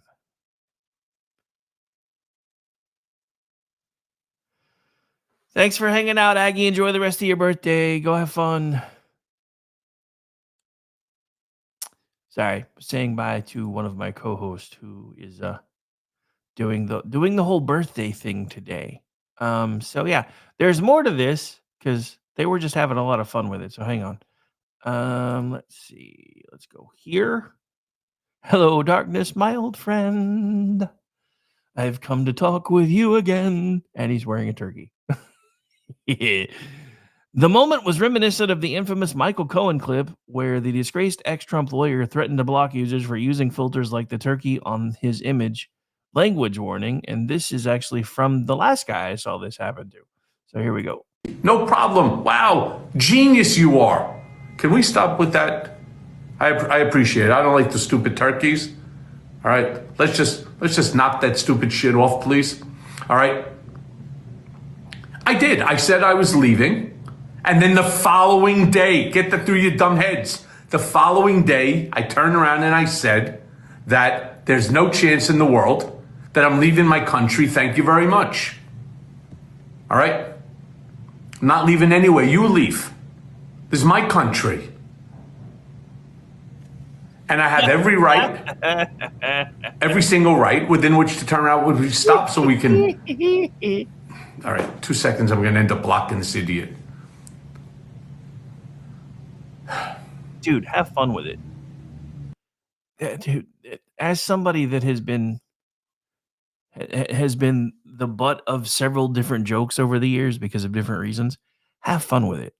If first of all, I don't have a large enough account to stream on TikTok, and I don't ever really plan on building enough of a following over there to do that. But if I did have one, the first thing I would have done if it were me, if they're putting a turkey on my head, I'd have started rolling out with "Turkey in your belly time, turkey in your belly time, turkey in your belly." Some of you know that song. You'll be hearing it again because we're about to start Thanksgiving bumpers. It's almost time. It's almost time. But yeah, you just look, especially when you're doing live shit, you have to learn to roll with the punches. Maybe it's part of, trying stand up once upon a time and all the other things that I've done, but I've just kind of learned to roll with the punches as much as possible. So I don't really understand the folks that are like, "Oh, if you don't stop doing that, I'm just going to kill the feed." No, dude. Troll them back. If they realize you're having fun with it, they're going to stop. The more they see you pissed off and frustrated, you're feeding it. Stop it. They want to see you that way. They're hoping that you get flustered. And I don't know why I'm giving that asshole advice, but here we are. All right. So we are going to take a break. We're at bottom of the hour for hour 2 already. Still so many things to go into, so little time. We're going to try to get everything cleared from the deck since it is Friday, but don't forget I'll be back tonight doing a special Dude Bro starting at 8:30 p.m. Eastern. It's actually going to be a Dude Bro Going Mental crossover because John Katz wants to bring the show back, but also wants to be off in time to go watch the Tyson fight. However, I think I may go hang out on the Manorama channel after we shut things down, so it may keep going because I may simulcast over here too. Apparently, he wants to do a podcast during the fight, about the fight, which I thought about doing, but I was afraid we'd get in trouble. So I'll let somebody else do it. That way, if they get in trouble, it's not my fault. Anyway, my name is Rick Robinson. This is my show. Again, we do this thing every Tuesday through Friday between the hours of noon to 3 Eastern. Usually off on Mondays, running some sort of a replay or some sort of best of, so I can do stuff behind the scenes that needs to get done. And again, back tonight starting at 8:30 p.m. Eastern until the fight starts, and then I'll probably jump over on the Manorama channel feed. And then, let's see, tomorrow night we have Front Porch Forensics. Then after that, we have a special makeup and pop-up edition of Juxtaposition. We're going to be talking about all the news out of Congress regarding UAPs today, or this week, that has been buried by the rest of the news cycle. We're going to put together a panel for that one. Again, that'll be starting at 10 p.m. Eastern, I believe. Yeah, 8 to 10, then 10 to midnight. And then Sunday night, I'll be back doing America Off the Rails.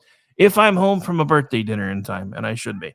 All right, we gotta go. Be right back.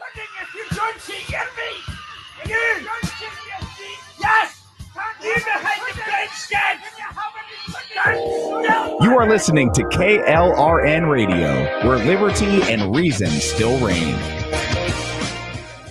I'm Noble McIntyre of McIntyre Law, and I've been representing injured Oklahomans and their families for almost 30 years. At our firm, we've handled hundreds of crashes involving semis. They are huge vehicles, and when fully loaded, can weigh as much as 80,000 pounds. Most semi drivers are careful and professional drivers, but some big truck drivers and the companies they drive for are dangerous, and I've personally seen the devastating effects on families. If you or a loved one has been affected by a semi crash, contact us at 405-777-7000 or McIntyreLaw.com. We will fight for you. Achieve platinum status in the Fuel Rewards program at Shell and save 10 cents per gallon on every fill. Right now, you're less than 5 miles away from your closest Shell, so make a pit stop this afternoon and fill your tank with Shell V-Power Nitro Plus Premium Gasoline. Click the screen now to learn more about Platinum status and the Fuel Rewards program, or download the Shell app today. Platinum status is earned with 12 fill-ups over 3 months, 10-gallon minimum per fill-up at participating Shell locations. Terms apply. Visit www.fuelrewards.com/status. It's back to school season for the kiddos, which means it's the perfect time to get your vacay on. Beaches are empty, resorts are quiet, and Cheap Caribbean Vacations has fall vacay deals up to, wait for it, 45% off. Plus, you can score more site-wide savings and take an extra $50 off your booking now through September 5th. Take this as your sign to pencil in a vacay this fall and turn back to school season into back to beach season. Go to cheapcaribbean.com to find your next all-inclusive vacay. Offer ends September 5th. You can achieve Platinum status in the Fuel Rewards program at Shell twice as fast by filling up 6 times with Shell V-Power Nitro Plus Premium Gasoline. Right now, you're less than 5 miles away from your closest Shell, so make a pit stop this afternoon and fill your tank with Shell V-Power Nitro Plus Premium Gasoline. Click the screen now to learn more about Platinum status and the Fuel Rewards program, or download the Shell app today. Platinum status is earned with 12 fill-ups over 3 months, 10-gallon minimum per fill-up at participating Shell locations. Terms apply. Visit www.fuelrewards.com/status. Hi, everyone. This is JJ, the co-founder of Good Pods. If you haven't heard of it yet, Good Pods is like Goodreads or Instagram, but for podcasts. It's new, it's social, it's different, and it's growing really fast. There are more than 2 million podcasts, and we know that it is impossible to figure out what to listen to. On Good Pods, you follow your friends and podcasters to see what they like. That is the #1 way to discover new shows and episodes. You can find Good Pods on the web or download the app. Happy listening. KLRN Radio has advertising rates available. We have rates to fit almost any budget. Contact us at advertising@klrnradio.com.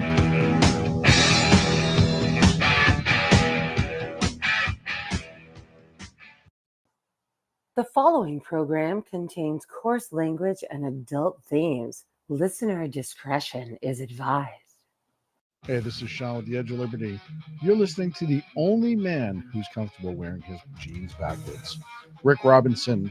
And if you want to check me out, I'm on KLRN every Monday and Friday, 12 on the Pacific Coast, 3 on the East Coast, talking news, politics, everything else that really comes to mind.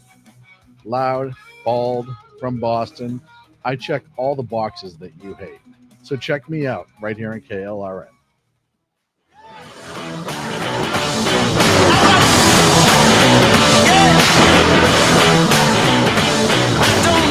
Any other way, I never lay down, never walk away. I keep pushing like a tidal, pushing like a tidal wave. I don't know how to play it safe. I like walking on a razor blade. I keep burning like a wild blaze. Baby, here I go.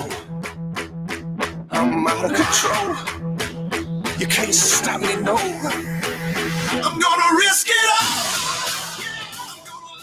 And welcome back into the program, ladies and gentlemen. Halfway through hour 2, still plenty of time for you guys to go tell your friends.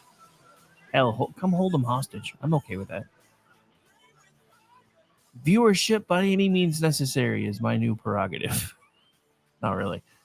All right. Anyway, welcome back into the program. I'm Rick Robinson. This is my show. And again, we do this thing on KLRN Radio and shrmedia.com every Tuesday through Friday between the hours of noon to 3. Don't forget to hang out afterwards.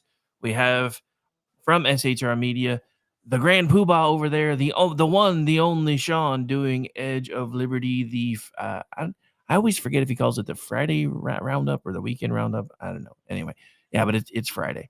And I see our programming directors in the chat. I really got to change the access code to the studio door. No, I'm just playing. All right. And looks like Raptors hanging out in here still. Yeah. Sean. Yeah. Friday roundup. I'll remember that eventually, maybe. But anyway, yeah, it has been a crazy week. We missed you on Monday, by the way. I'm glad you're back. But anyway, so yeah, I had some internet issues going on last night anyway. So that's why BZ got ran today, because I was like, you know what? I have to, yeah. But anyway, they finally got it figured out, at least for now. I seem to be having a recurring problem with our internet out here, and I'm not exactly sure what's causing it. But they have a tech coming out again after Thanksgiving, so we'll see if we can figure out what's going on with it. All right. So here's another good question, and this is another reason why I'm kind of okay with Matt Gaetz. If he does happen to, even if it's a recess appointment, I'm kind of okay with it. I know it's going to make people cranky. I don't really give a shit anymore because we have played by all the rules while the left has done whatever the hell they want. So am I okay with them getting some fight fire with fire stuff going on? Yes, I am. And again, if you've not been paying attention, you may have missed the fact that a certain Congress critter basically told a bunch of media 2 words, recess appointment. He's going to be attorney general. Deal with it. And if Thomas Massey's okay with that, I think I'm kind of okay with it too. But this is another question that I don't feel like enough people are asking. This is from PJ Media, Christian Adams, again, Dateline today. Why is the Justice Department refusing to prosecute campus anti-Semites? Very good question. Let's see if we can find an answer. Where's the Department of Justice? Jewish students are being attacked on college campuses across the nation. Borrowing a play from the brown shirts of old, campus thugs are hunting out Zionists. Be very, very quiet. We are hunting Zionists. And heading to class and assaulting them. Where's the DOJ Civil Rights Division? At UCLA campus, brown shirts set up checkpoints. Are you Zionist? Papers, please. They asked students. The password was no. Perhaps the Civil Rights Division blocks trial attorneys access to the Los Angeles Times, where the story appeared. Has the FBI paid a visit to campus to identify the brown shirts manning the Zionist checkpoints? Has the special agent in charge asked for the CCTV files? Anything? Anything? The UCLA Jew checkpoints happened last spring, 7 months ago, yet nothing from DOJ. Let's not forget, the DOJ just arrested a professional football player for tangentially being involved in January 6th, and yet has done nothing about any of this. Am I okay with Matt Gaetz being turned loose on that? I kind of am. And if you're not, I'll respect your choice. You're allowed to make your choice and let your choice be heard. I'm not trying to stifle you. I'm simply saying, with everything that I'm seeing, I'm kind of okay with a bull being set loose in that particular China shop. And let's face it, Matt Gaetz is a disruptor. He's proven it in Congress. Was he a positive disruptor in Congress? We can probably agree to disagree on that. I was not a fan of what Gaetz did or how Gaetz did it. I am kind of interested to see him turning those guns onto this particular cesspool, though, and seeing what he can manage to accomplish. So perhaps the lawyers at the Civil Rights Division are unfamiliar with 18 USC .245, that the law that makes it a federal crime to interfere or intimidate those exercising federally protected activities, like walking down the street free from racially motivated threats.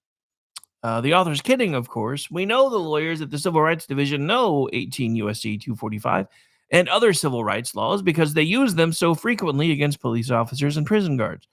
But checkpoints for Jews, papers, please. Are you Zionist? Be very, very quiet. We are hunting Zionists today. Seem to be an easy one where there are attorneys in the criminal section of the Civil Rights Division, such as Section Chief Jim Feltier. UCLA isn't alone. Campus threats against Jewish students are the popular new pastime on campus. See, this one pisses me off. George Washington University. Change the name. Okay, let me try not to have a stroke on the air. Let me try not to have a stroke on the air. Either change the name at George Washington University or live up to the standards of the name that you hold. Because what's happening on that campus is bullshit. I'm sorry. I'm not usually a fan of name changes, but in my opinion, in my estimation, these assholes have earned a name change. Because when you start doing things like this on George Washington University campus, I'm going to have a problem with it. And as far as I'm concerned, you should have a problem with it too. Harvard. You remember everybody is a kid. Everybody I know as a kid was all like, I can't wait until I can go to college and go to somewhere like Harvard or Yale. And now everybody's like, I'll do my time at a state school. I'm fine. Because you guys have ran everything that used to mean something in this country into the ground. And I'm telling you, they've been doing it on purpose. The good news is that people are starting to figure it out. The bad news is we only have 2 years to prove to them that we're the serious side trying to fix it, or we're going to wind up right back where we started from. And that's one of the reasons why, and this has been a very unpopular opinion for me to say, but I'm going to say it again anyway, let the man make his picks. There was a very simple concept back in the day. To the victor go the spoils, and he should be allowed to make his picks unless there's just something completely egregious that is provable about any of them. Because I don't want to hear about how unqualified they are. I just don't. I don't want to hear about how unqualified you think they are with some of the people that we've had running stuff for the last couple of years. And I'm tired of hearing about things like this too, in the same vein, because I don't want to hear about things like this anymore unless you have some kind of proof. And I'm tired. This is coming out all over CBS. This is coming out all over MSNBC. It's coming out from everywhere. And I don't care anymore. I'm tired of it. I don't even want to talk about it anymore. But we have to because it's kind of my job. Here's what they're saying now. And this was echoed in CBS on their X account earlier this morning. Add the Secretary of Defense nominee, Peter Hegseth, the Fox News commentator as well, because this is someone who, weekend host, important distinction. This is someone who. Okay, I misspoke. This was not that one, but we're gonna let this play anyway because listen to what she's about to say, which is not the same thing that was discussed in CBS, by the way. Who, is known to be a white supremacist, known to be an extremist, whose platform, whose book is basically about his opposition to the advancement of black officers to the top brass. And then add So, I'm sorry, did you just say that Pete Hegseth is a white supremacist? Is that you guys' go-to for everything? Because Matt Gaetz is apparently, according to CBS, somebody that's been accused of sexually molesting people with no proof. Now you've got MSNBC talking about Pete Hegseth, who I happen to know, at least tangentially, by the way, and have interacted with a little bit over the years, who seems like a pretty stand-up dude. And you're trash-talking him. No. This is why you lost. This is why your ratings have cratered. This is why CNN and MSNBC have had to enact austerity rules. Nobody's getting raises. Salaries are under review. They're trying to do everything they can to not lay anybody else off because their ratings have cratered with the new administration. Now, I think I think a lot of the leadership was hoping, because it worked out so well for them the last time, because there was more of a split in this country the last time.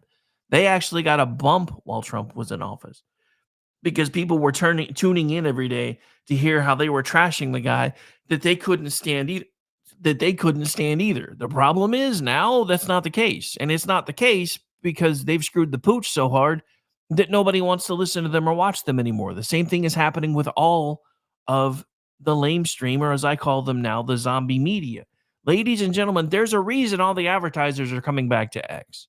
There's a reason that X is the number one news aggregate site in the world right now. Because this is where people come to hear the news anymore, because there aren't filters in the way. There aren't, well, we're only going to give you a certain flavor of news and hope that you like it. Because if there is somebody giving a certain flavor of news and you don't like it, you can go find somebody else giving you the other flavor. That's just how it is. Because there isn't this gatekeeper mentality where there's 6 or 7 liberal outlets to every single conservative one. This is why everything that we've ever thought we understood about the media is proving to be a lie. And we know this now because of what we saw between 2020 and 2024. I would like to bring to your attention the 13 million to 15 million phantom voters that came out in 2020 that did not show up in 2024. Now, if you talk to a liberal about it, one of the first things that they'll tell you is those were people that were voting by mail that, may not have felt like doing it this time. Okay, so that's your justification. Well, let's take that apart for a moment, shall we? Because that's fine. If you want to make that your justification, you can. But let's make that make sense for a moment, because most everybody who could vote by mail in 2020 can still vote by mail today. So why would they have shown up to stop literally Hitler by almost 15 million more people the last time than they did this time? Why is it that in California they still have 1.44 million votes left to count 9 days after the election? Because I submit that probably at least 1.33 million of those ballots were recently printed. And I know I have a friend that works the polls in California, and it's not that easy anymore, but there still has to be a reason why it's taking so damn long. We are the laughing stock of the world when it comes to elections anymore, and we know it. But again, the reason January 6th happened is because of the irregularities in 2020. Would it have happened if there weren't 200 plus embedded FBI agents in the crowd? I don't know the answer to that question. Would it have happened, earmuffs for anybody who doesn't want to hear this, if it wasn't for the fact, and 3, 2, 1, that the Capitol Police were the ones that actually started opening fire with less than lethal rounds before the crowd ever became agitated? We've seen all this come out in video over and over and over again, and you can find it if you know where to look. We can't show it, especially when I'm broadcasting on YouTube, because I don't want to get somebody else's channel pulled down, because YouTube is still being retarded. But the facts remain the facts. If you didn't think there was something up with 2020 before, you can definitely look at the data now and say this doesn't make any sense. But do you know what doesn't make even more sense? Let's assume 2020 was on the up and up. Just for the moment, let's assume that 2020 was on the up and up. Why is it that election night, they were talking about this being a record turnout like one that hadn't been seen since 1908? This is the last time we had this much voter participation was in 1908. So, and they declared with that fact that they had, I think, 45%, or no, I'm sorry, 65% participation, I think is what they said. But the thing about it is, in 2020, they claim to have 66% participation. There's 15 million voters missing. That's nowhere near 1% downgrade. And again, did they just memory hold the fact that we supposedly had, the most votes ever 4 years ago? Why did we have to go all the way back to 1908? Why didn't they say this has been the most turnout we've ever seen except for 4 years ago? The last time before that would have been 1908. Because even they know. They know. You know how I know? There are people in Philadelphia I'm sorry, not Philadelphia, Pennsylvania, I should get it right. In a particular county on video screaming and yelling that they want to count illegal votes. And they know it's illegal and they don't care. And they're not the only place where it's happened. At the national level, we were able to outperform it this time. There was a very similar overnight ballot drop again in a lot of key places. But there's a graph that's floating around out there that I was going to try to find, but I wasn't able to, showing basically something that looked very similar to last time, where you saw the little cliff that went, and then the Trump votes were below that line. This time they tried the same thing, except the Trump votes were above the line. So they did try to do it again. And they're still trying. Even though Decision Desk HQ has now called the same race twice. They've triggered a recount in Pennsylvania, because they want to take a look at the vote tallies again. And in a particular county within Pennsylvania, There are two people that are fine, that are part of the election group there, that are fine with counting illegal ballots, which is a indirect violation of a recent court ruling there, because it would give them a Senate seat and it would knock us down to 52 instead of 53. But this is exactly what I've been trying to tell you. If you know where to look, there is more than enough evidence that we are not the assholes. We've been talking about it all day today. Why did FEMA turn away from helping people with Trump flags if we're the assholes? FEMA's supposed to be nonpartisan. FEMA's supposed to be about helping all Americans. Why were they turning away from helping Trump voters? Why are they not doing why is the DOJ and everybody else not doing anything to protect Jewish people, but they're locking up grandmas for trespassing and jaywalking on January 6th? They've come after a football player 4 years after the fact and just arrested him. The guy that runs a betting group that successfully predicted the outcome of the election just had his house raided by the DOJ. Am I okay with that place being broken up and basically torn apart and started over? Hell yeah, I am.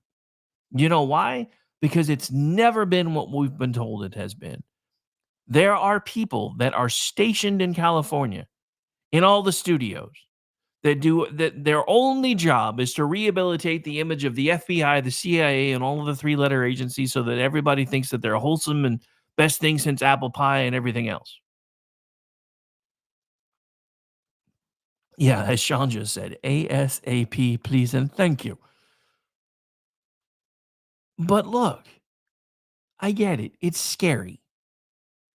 When you start sending people to DC that haven't been to DC, been in DC before, it gets scary because the establishment has told you they're the only ones that know how things work and they're the only ones that can keep the trains running on time. Blah, blah, blah, yada, yada, yada. Well, you saw how that worked out. Because during a sit down with Joe Biden, I guarantee you what Pete Buttigieg says is, I like to run trains. Biden misunderstood and made him Secretary of Transportation. I said what I said. But it's just the truth of it, folks. We can either keep doing the same things that we've been doing, even watching all these people losing their minds and telling you that they are willing to circumvent the law to get the outcomes that they want, or we can start making changes. Which one do you want? Do you want more of the same? Because that's not what the American people voted for. If they did, we still wouldn't have the majority of the vote because they've done everything they can to try to take that away too. So it's decision time. It's gut check time. You've come this far. Don't give in to the fear. Let the man make his picks. Look, if they start screwing up, I'll be the first one grabbing a pitchfork and a torch. But the man told us in 2016, if you let me do what I need to do, I can fix this. His own party stopped him. We can't do that this time. I'm telling you this again as we get ready to have to take the top of the hour break. We can't do that this time. We were set up in a lot of the ways that we are now in 2017 as far as what we had control of, and we still could barely get anything done because his own party fought against him every step of the way. He still managed to do a lot, but it had to be done through executive order, and we all saw what happened with those. Even though the Supreme Court ruled that he couldn't undo Obama's executive orders, which is insane since they're not worth the paper that they're printed on and should be reserved for things like, giving stays of execution to Thanksgiving turkeys. But so even though he couldn't undo any of Obama's, as soon as Joe Biden stepped in, they undid 80 some odd executive orders that unwound everything to do with the border. Laken Riley would probably be alive today if not for that. I wouldn't have had to have opened the beginning of my show in both hours talking about situational awareness if not for things like that. I want America to be safe. I want Americans to be safe, happy, healthy, wealthy, and wise. That's been my goal from the moment I started doing this because we've all gotten away from those things. And I don't know when we let it happen or how we let it happen, but it needs to change. And the best thing about what I'm seeing right now is there has been a sea change in America. There has been a thought process change. The back is being broken of the thought police, and it couldn't have happened any sooner. I wish it did, but I'm glad it's happening. And as I firmly believe, and I've told people this when we talk about all the changes that I've made here at KLRN Radio in the last 18 months or so, equipment upgrades and trying new things and all those things. As much as I wish I would have done it sooner, only because I'm seeing it returns in investment that I never thought possible so far, I also believe things happen when they're supposed to happen for reasons. And I firmly believe that we had to go through the last 4 years so we could find out exactly how broken everything is. I only am asking you to hang on for the next 2 years. Give the man the runway. Give him his due. He earned it. He's done something that everybody thought was impossible. That's why the Biden administration wanted him to run so badly. They thought it would be impossible for him to do this again. I would like to remind you that for the first time this millennium, we've had somebody pull off a presidential split. For the second time in this millennium, we've had somebody that still has the popular vote. Is it the 50+1 that they usually consider the popular vote winner? No, but when you've got splits the way you do, he's still got the majority of the votes. And again, most of that, I think, is because California's been playing fast and loose with their ballots.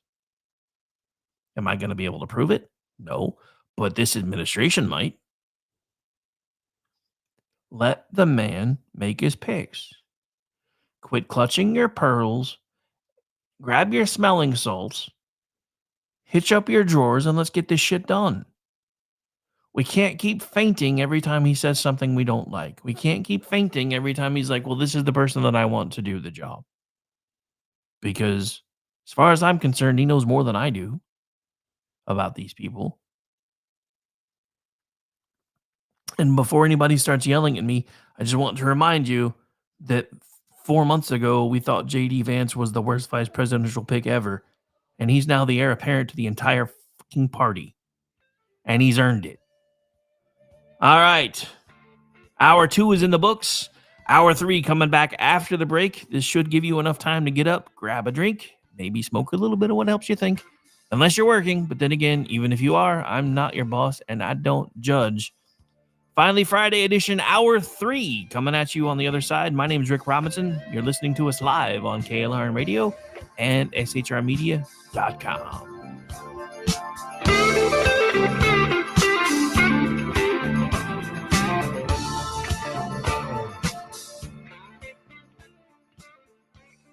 Hello, friends. Do you have a moment so that we may discuss our Lord and Savior Minarchy? No, seriously, I'm just kidding. Hi, my name is Rick Robinson. I am the general manager of KLRNradio.com. We are probably the largest independent podcast network that you've never heard of. We have a little bit of everything, and by that, what I mean to tell you is we have news, pop culture, special events, conspiratainment, true crime, mental health shows, drama productions, and pretty much everything in between. So if you're looking for a new podcast home to grab a little bit of everything that you love all in one place, come check us out. You can find us on X under @KLRN Radio. You can find us on our Rumble and our YouTube channels under the same names. You can also find us at KLRNradio.com and pretty much every podcast catcher known to man. So again, feel free to come check us out anytime you like at KLRN Radio.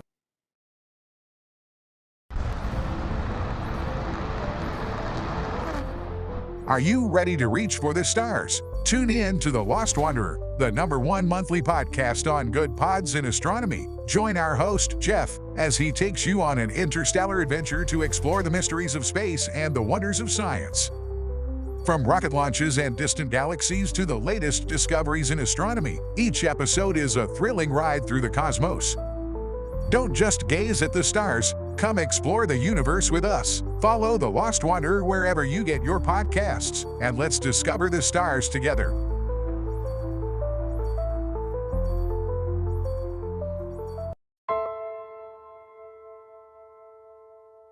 My dad was really, really special, and I loved my dad a lot. proud of him, and that even though he isn't here with us, but he died as a true hero. I miss everything about him. In the moment that the officers and I had to come see the children, my biggest reaction was, I don't have 7 arms. I have 7 children who just lost their father, and I don't have 7 arms to wrap around them. I'm Frank Silla, chairman of the Stephen Silla Tunnel to Towers Foundation. Our foundation is committed to delivering mortgage-free homes for Gold Star families and fallen first responder families. To not have to worry financially is a huge peace of mind. The thought of, what in the world will I possibly do to pay the bills? How will I possibly let the children have a life that feels normal? I don't want them to have to quit their piano lessons or their basketball. I don't want them to feel that we have to move into a little apartment and struggle financially in addition to the emotional weight. There are over 1,000 families that need our help. Tunnel to Towers is honoring those heroes that risked their lives by providing them with mortgage-free homes. Those who serve us and then lay down their lives protecting our freedoms and our safety, the least we can do is $11 a month to give them that peace of always knowing there's a home, there's that sanctuary when life feels like it's been tipped upside down, because it has, when you lose a parent in the line of duty, to know you can go home, you can be safe, there's no risk of losing your home. That's a peace of mind that I can't believe you can get for $11 a month. I'd like to ask you to contribute $11 a month to support their efforts. Please donate $11 a month by calling 1-844-BRAVEST or visit tunneltotowers.org.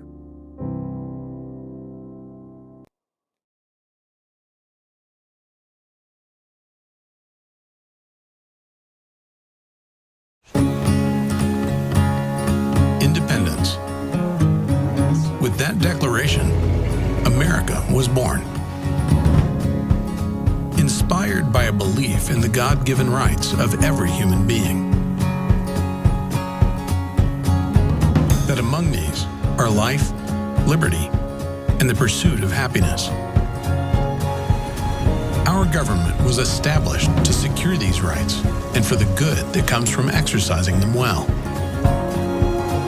This is why the founders of our great nation chose independence. As do we. Hillsdale College accepts no government funding because independence makes possible the good to which we aspire. Hillsdale College, pursuing truth and defending liberty since 1844.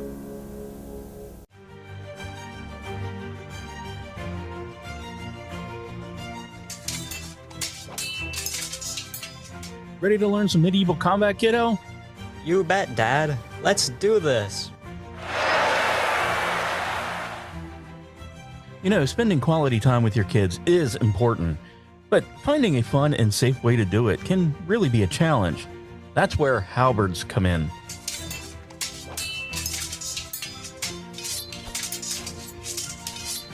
Halberds are the perfect way to bond with your kid while teaching them about history and physical fitness. Plus, they're a blast to play with. So next time you're looking for some family fun activity, grab a halberd and get ready to make some memories. Come on, Dad. Round 2. Halberds, bringing families together one medieval battle at a time. This commercial brought to you by the KLRNradio.com Ad Council.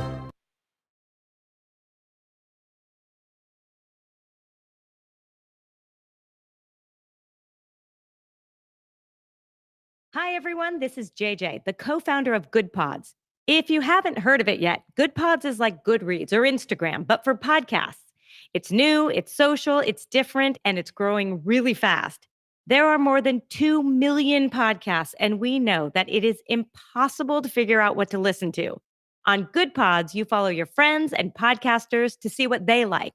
That is the #1 way to discover new shows and episodes. You can find Good Pods on the web or download the app. Happy listening. KLRN Radio has advertising rates available. We have rates to fit almost any budget. Contact us at advertising@klrnradio.com.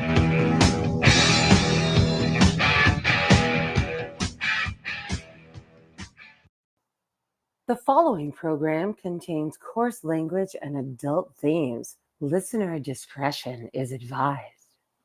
Hey, this is Sean with the Edge of Liberty. You're listening to the only man who's comfortable wearing his jeans backwards, Rick Robinson. And if you want to check me out, I'm on KLR. Shows what he knows. I'm Team No Pants. 12 on the Pacific Coast, 3 on the East Coast. Talking news, politics, everything else that really comes to mind. Loud, bald, from Boston. I check all the boxes that you hate. So check me out right here on KLRN.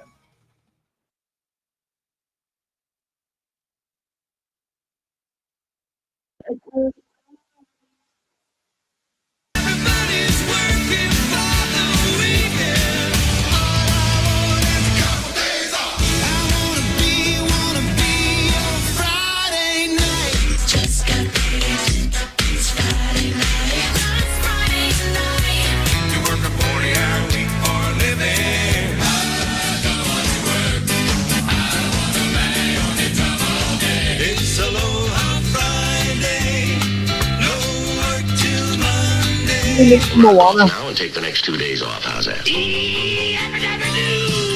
again. You are so stupid. That's right. They're all gonna laugh at you. That's right. There is nothing wrong with your radio. That's right. This is crazy. What's going on here? I don't know. It's loud. I got $100 smoking in my billfold. I know I ought to save it, but it's burning a hole.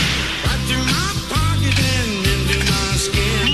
Come Monday morning, I'll be broke again. It's finally Friday, I'm free again. I got my motor running for a wild weekend. It's finally Friday, I'm out of control.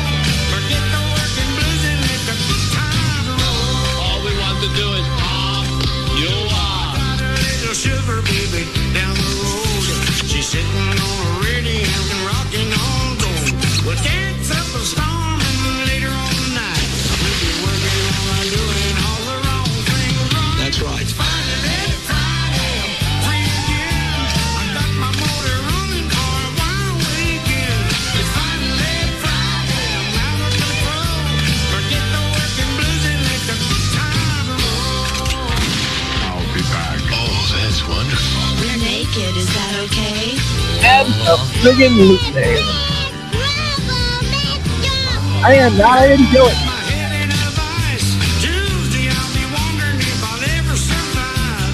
Wednesday and a Thursday, I'll be slowly tuning in. Friday, I'll be revving up my motor again. Finally, Friday, I'm free again. I got my motor running for a wild weekend. It's finally Friday, out of control. Forget the working blues and get the good time.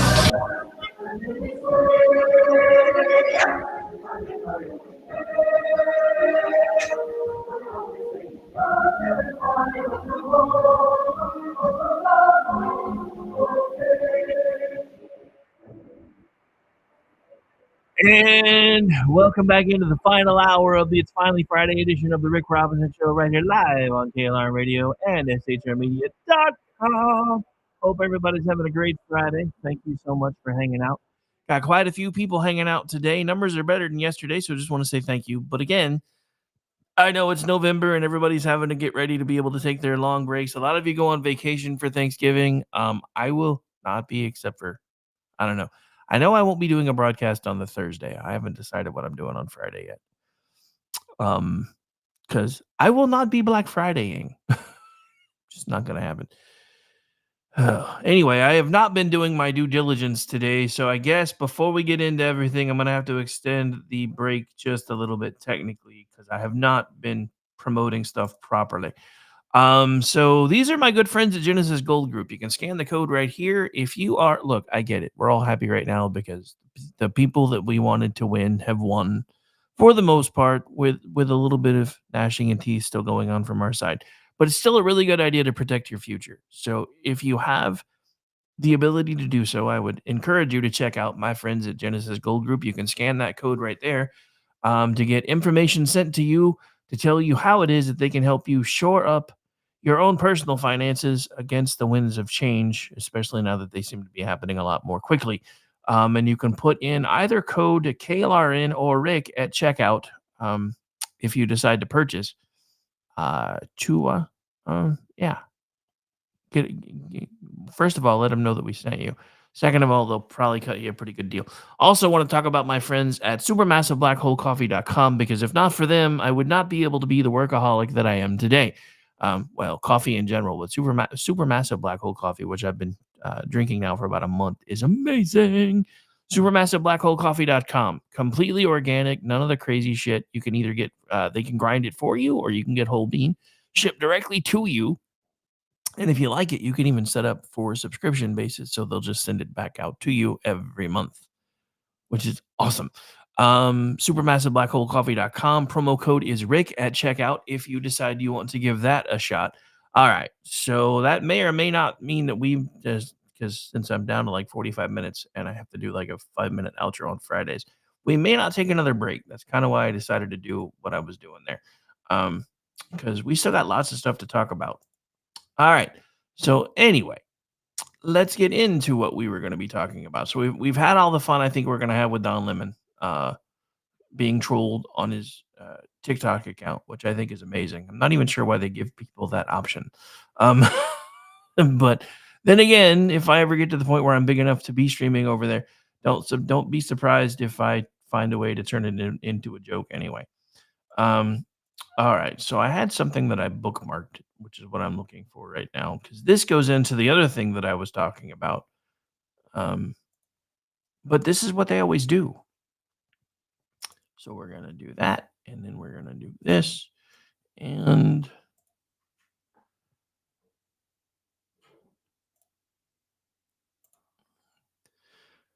all right, and I know this doesn't annoy everybody, but it annoys me, so there.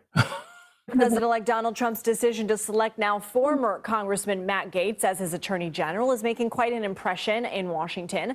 Gaetz, who resigned from Congress Wednesday, was elected to represent Florida's 1st District in 2017.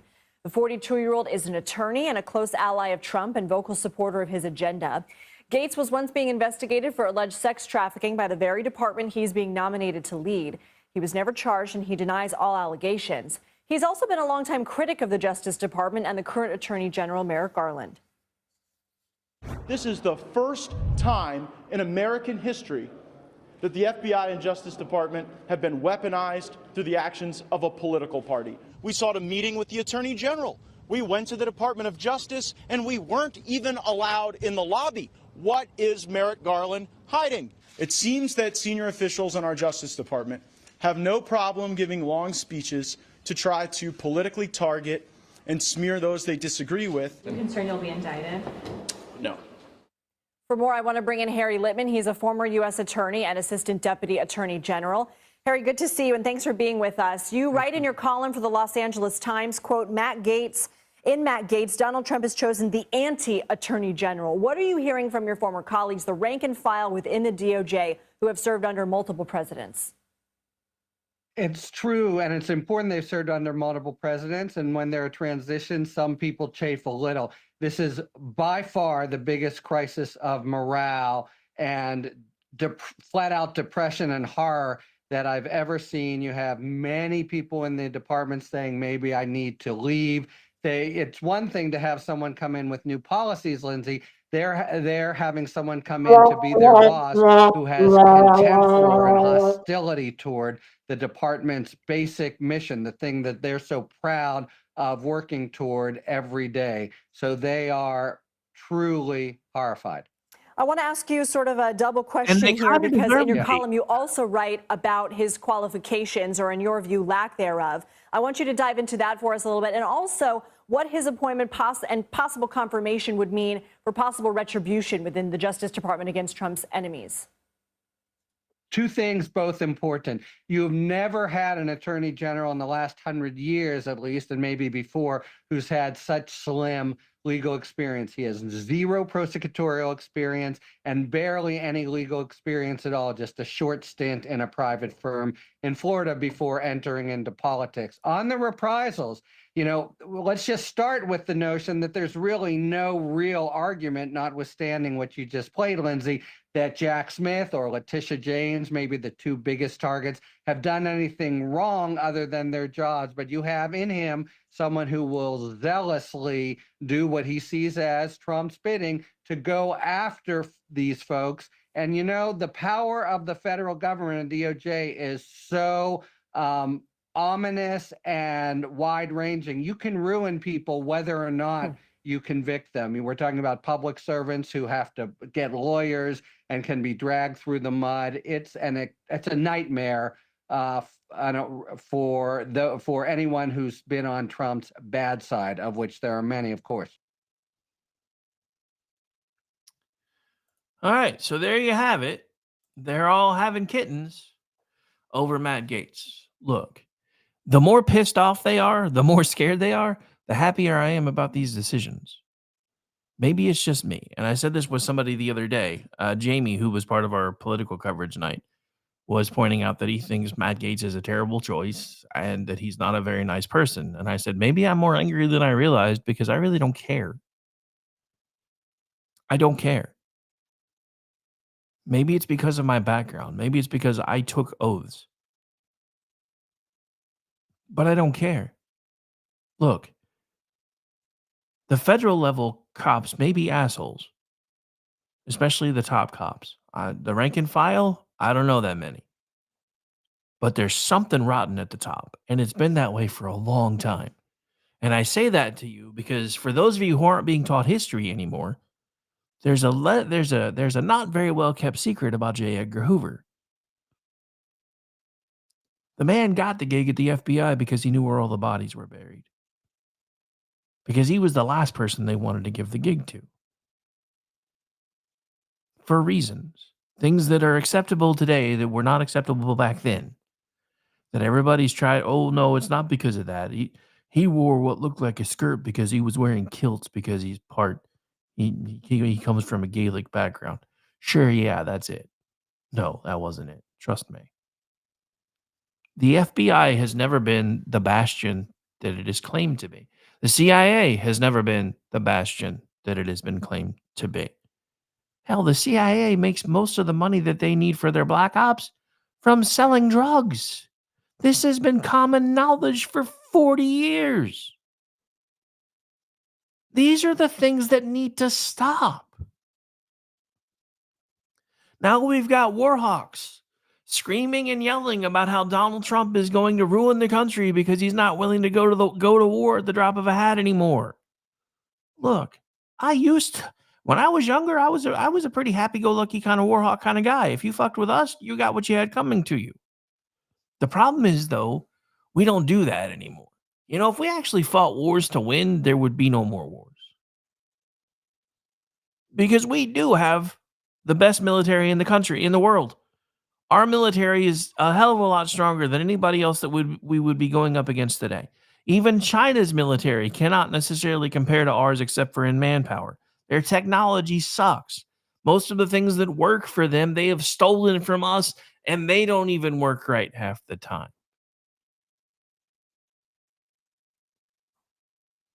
And it's just the way it is.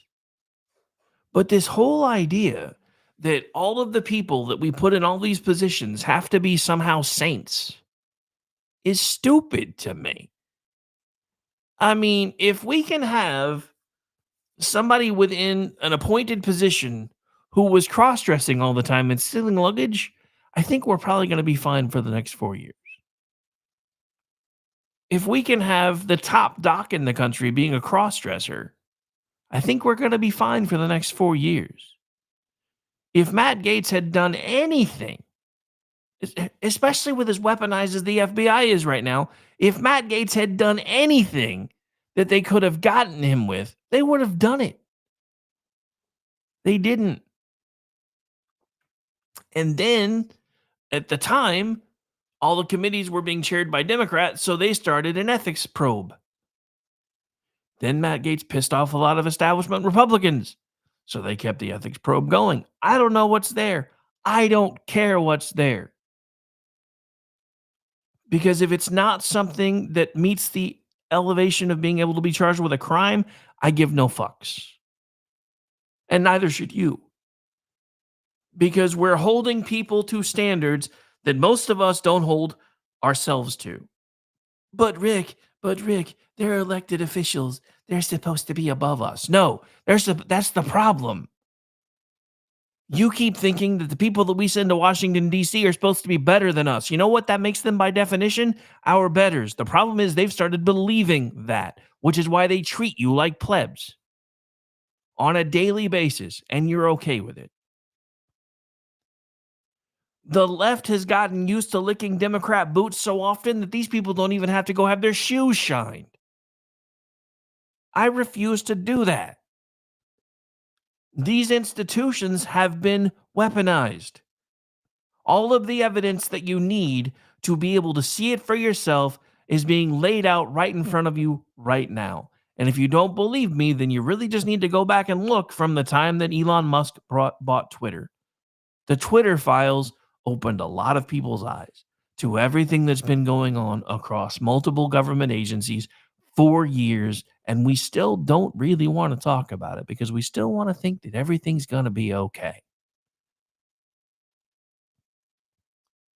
Everybody's having kittens over Bobby Kennedy being made Secretary of HHS. You know what? I'm okay with it.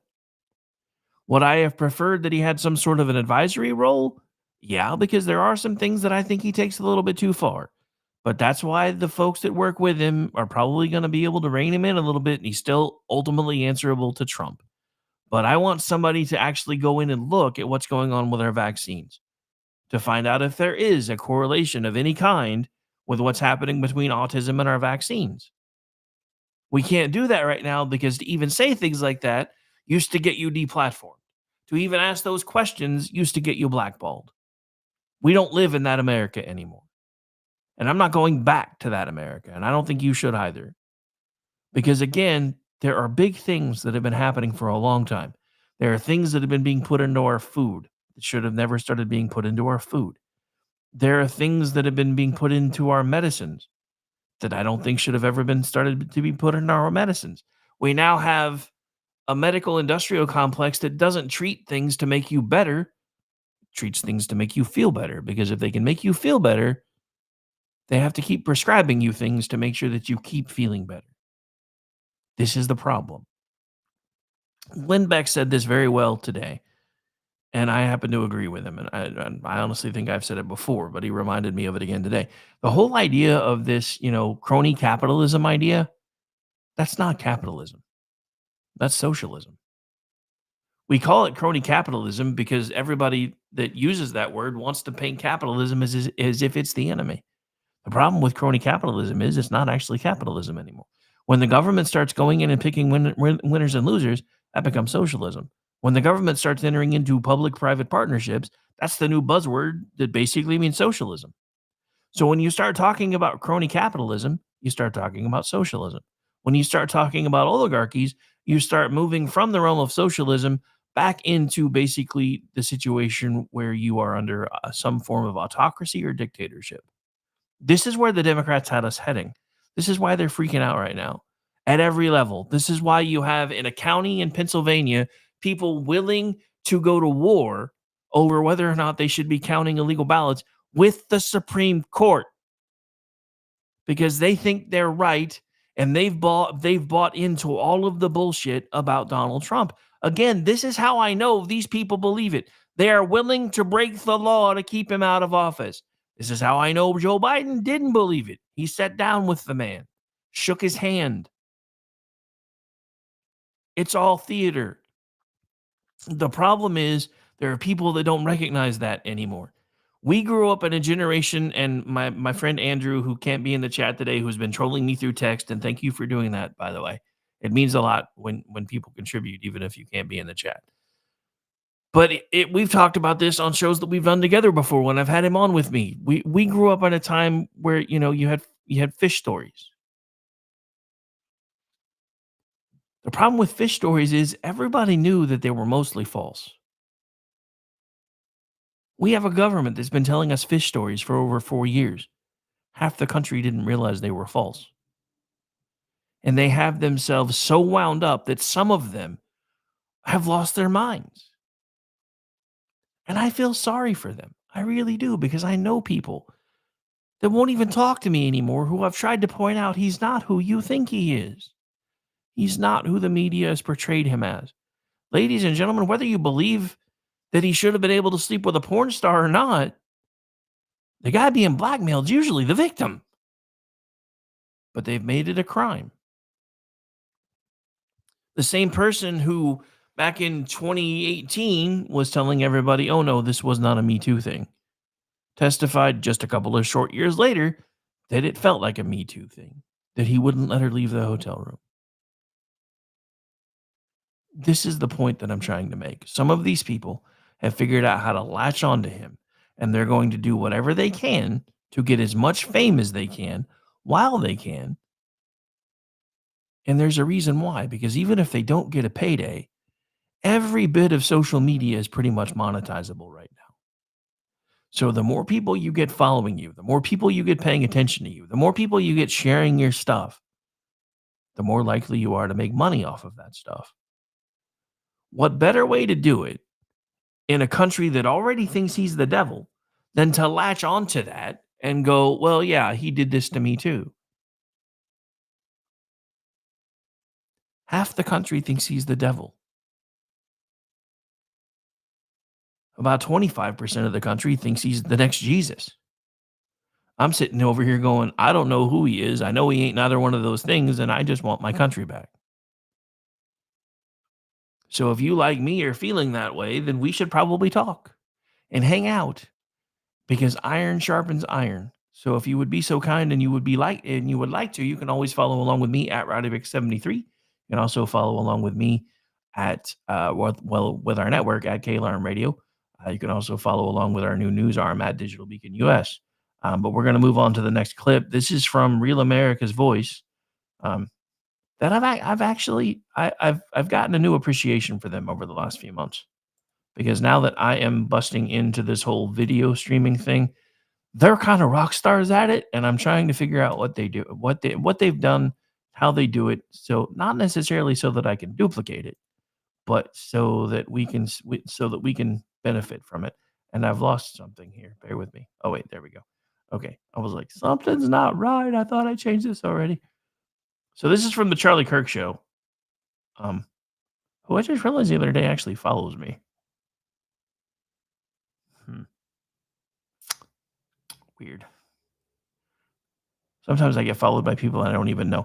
Oh, before I play this clip, hang on. Let me change back out of this view, because before I play this clip, I have to tell you guys, my heart almost literally stopped for like 2 seconds today, because I got a couple of shout outs from friends, and all of a sudden all these new accounts were following me, and at one point I had like 10 or 11 of them showing up on my screen, and the first one that I saw, which was the last one that followed, said Donald J. Trump, and for about half a second my heart stopped. I was like, did I just really get followed by the president of the United States? And then I realized that behind there was a flag, and then after that it said updates. Still a rather large account compared to me, but for about a half a second I was like, holy crap, did I really just get followed by Trump? Because that means I might get followed by Elon soon, which to me would be a bigger deal because I'm a nerd. But anyway. All right, so back to the clip now. Sorry, I just had to share that because for like half a second today, I thought my heart was going to stop, and then I realized that it wasn't who I thought it was, and then I was a little sad. I was a little sad. I have him sign. Number one, eliminate CBP-1 humanitarian parole immediately. That has to be suspended right away. That's we're going to let you apply on a cell phone app and walk you in over the Landport Bridge and allow you to fly into the United States. That's 1.5 million people right there that they just allowed right in. Number two, to complement that, remain in Mexico right off the bat. That is fully legally vetted all the way up to the Supreme Court. Done. Incredibly impactful. And number three, safe third country. That was a policy that's also legally vetted, where you're not allowed to apply for asylum here if you've passed through one other safe country to get here. And there's a lot of them that do that. Mexico's a safe country. And we deny you the ability to fake your way through a bogus asylum claim, which is the big draw. Those are three biggies right there. And you can Google this 212F of the Immigration and Nationality Act. That allows a president to push back 100% of everybody on a whim for no reason at all. Put all those in place and it's done. Oh, one other thing. Trump. 20 seconds. Okay. Tell Mexico it's tariffs up the wazoo if you don't use your military to shut that down, also to reinforce. As Donald Trump says, the most beautiful word in the dictionary. More.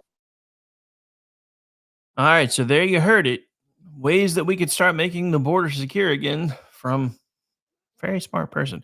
All right, so I lied a little bit. We're going to go ahead and take a break, but it's not what you think. So normally at the end of the show, I try to play like the entire Armed Forces medley, which is now 6 songs, and I always run out of time. So what we're going to start doing on Fridays is the final break of the final hour is going to be that, because I grew up in a military family.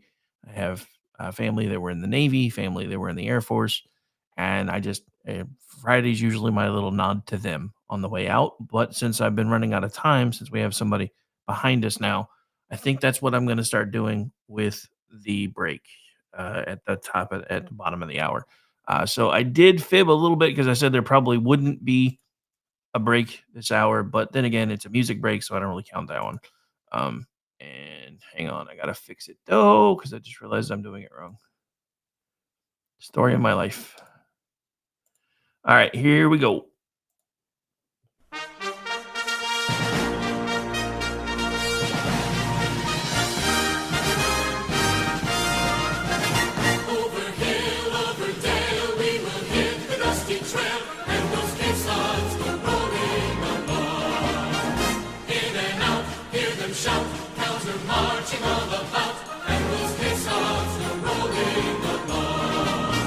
For it's high, high in the Philadelphia.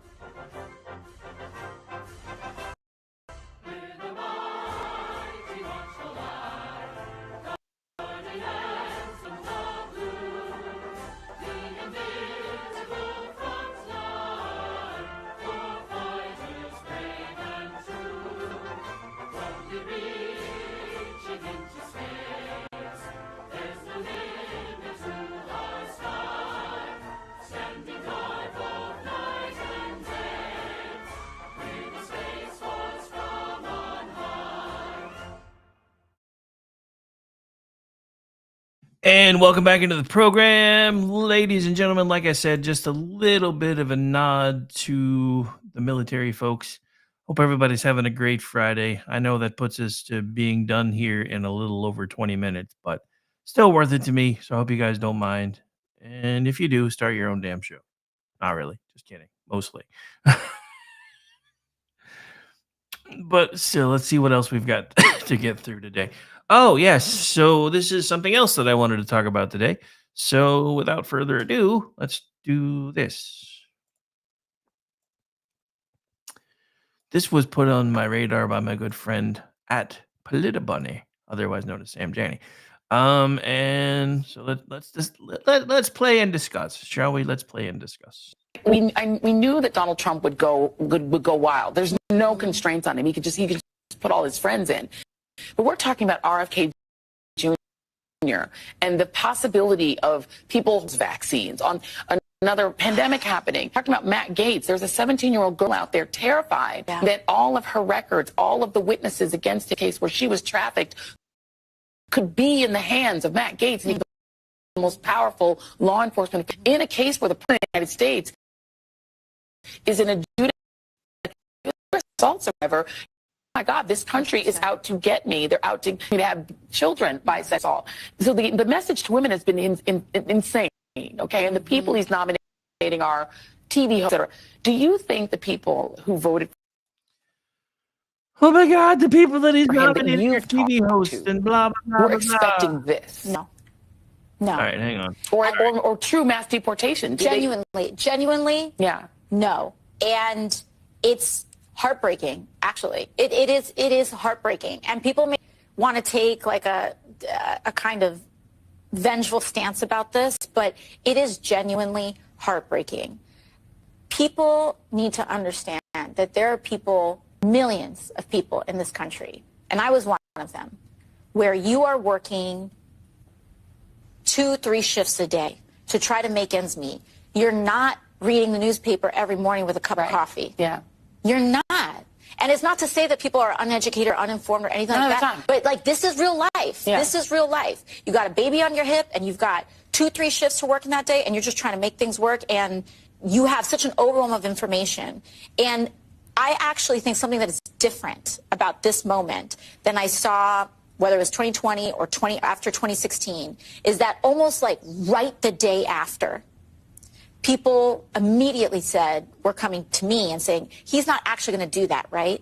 And it's important to say, people may often say, he said do this. It was right here on the campaign trail. If you actually listen to him, if you listen to Donald Trump's acceptance speech, when he talked about immigration, he talked about legal pathways first. Yeah. Yeah, he didn't say he didn't lead with mass deportation. Absolutely. Okay, I'm gonna hold you. We're gonna hold you over if you don't mind. We're gonna hold for one more. We're gonna take a quick break, pay for all of this, and then when we come back,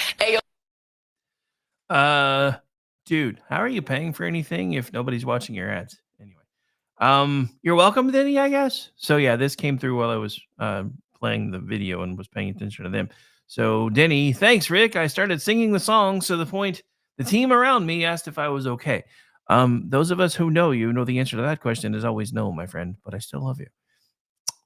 But you walked into that one? Not even sorry. Well, I am a sorry individual, but that's beside the point. All right, so let's see what else we can get into in these final 20 minutes or so. Elon and Vivek Dodge looks for small government revolutionaries. So I thought this was interesting. First things first. So everybody's been having fits over this whole Dodge thing.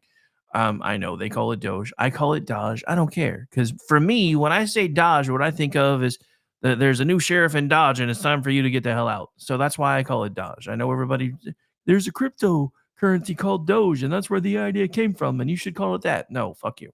I call it what I want.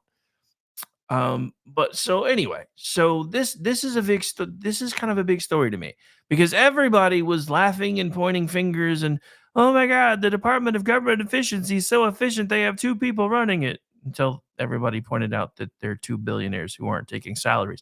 So just as a reminder, Kamilama Hamasnik had to pay billionaires to hang out with her.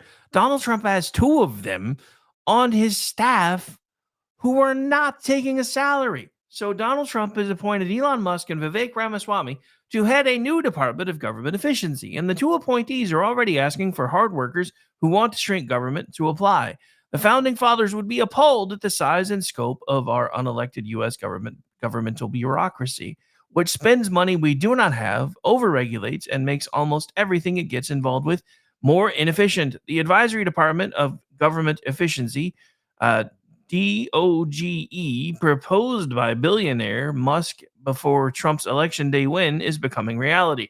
Now, I would like to point out that this happened while Trump was on a space with Elon Musk. And Musk kept saying to Trump, I would be willing to come help you make things more efficient. And Trump just kind of shrugged it off. But Musk, being Musk, never let it go. He just kept coming back to it. Look, I'm serious. I would come help you make things more efficient in the government. And the more he talked about it, the more he came around in it. By the end of the space, or actually, I guess about 3/4 of the way through the space, the second attempt of the space, by the way, because the first one had so many people trying to tune in that they crashed the system. And this is coming from somebody who basically, once it crashed, he said, for the record, we tested this thing with like 60 million people capacity several times running simulations, and it held. So we don't really know what's happening. And then it turned out, I guess they were under some sort of expanded denial of service attack, which caused all kinds of issues. And X wasn't right for like 3 or 4 days after, which again just kind of shows you there's only a couple of organizations that would have the ability and the bandwidth to be able to do that. Just so you know, from somebody who used to work in IT, it's not as easy as you think, especially with something as deep noted as X has to be for it to work the way that it does. This was necessarily even mean to go into that, but during this space, Musk basically convinced him to found a new Overwatch group called Doge, and eventually Trump said yes, and so here we are. So so we already read that part. So working overtime to ensure your tax dollars will be spent wisely. Doge's new X account posted on November 13th. While Trump will not be inaugurated until January, he has wasted no time in preparing to make significant changes in the deep state federal bureaucracy through his announced appointments. Indeed, on November 14th, the Doge account, or as I say, Dodge, already got down to business. We are very grateful to the thousands of Americans who have expressed interest in helping us at Doge. We don't need more part-time idea generators. We need super high IQ, small government revolutionaries willing to work 80 plus hours a week on unglamorous cost cutting. If that's you, DM this account with your CV. Elon and Vivek will review the top 1% of the applicants, the post stated. Trump's original message announcing Musk's and Ramaswamy's appointments declared that the two will pave the way for my administration to dismantle government bureaucracy, slash excess regulations, cut wasteful expenditures, and restructure federal agencies, essential to the Save America movement. This will send shockwaves through the system, and anyone involved in government waste, which is a lot of people, stated Mr. Musk. Trump added a promise for drastic change, including reducing massive financial waste to liberate the economy, noting that Republicans have long dreamed of draining the DC swamp, but not yet succeeded in a significant, measurable fashion. I would like to add a caveat there. The Republicans have run on the idea that they were going to drain the swamp. But again, if you haven't noticed, a lot of the folks on the extreme sides have some of the same ideas. The only difference is where the spigots go and who gets the money and who gets to control whom about what.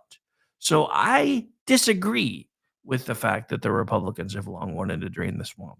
The Republicans have wanted to be the swamp lord. And that's why you have so many of them who came out in opposition of Donald Trump from 2017 forward, because they knew that he couldn't get enough done without their support. The problem is, not to go all nerdy, but they made a mistake. There's a line from Star Wars that always stuck with me. And it's when Darth Vader and Obi-Wan Kenobi are fighting on the Death Star. And he basically just looks at him and says, look, if you strike me down, I'm going to come back stronger than you could possibly imagine. And of course, Vader shrugs that off and kills the old bastard. Well, that's basically what they did politically in 2020, and we know that now. They politically thought they took him out, and they used any means necessary to be able to do it. And now here he comes, back in 2024, stronger than he's ever been. They've tried to bankrupt him. He's still here. They've tried to jail him. He's still here. They've tried to kill him. He's still here.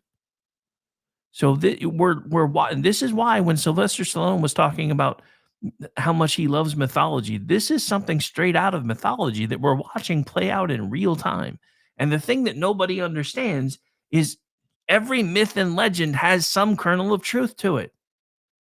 Does it get distorted like the telephone game over time? Sure, it does. But just imagine how this story is going to go in a couple hundred years.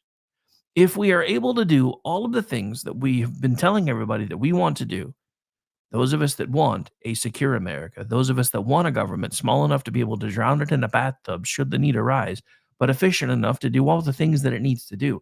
Imagine how this story is going to unfold because you're watching history right now.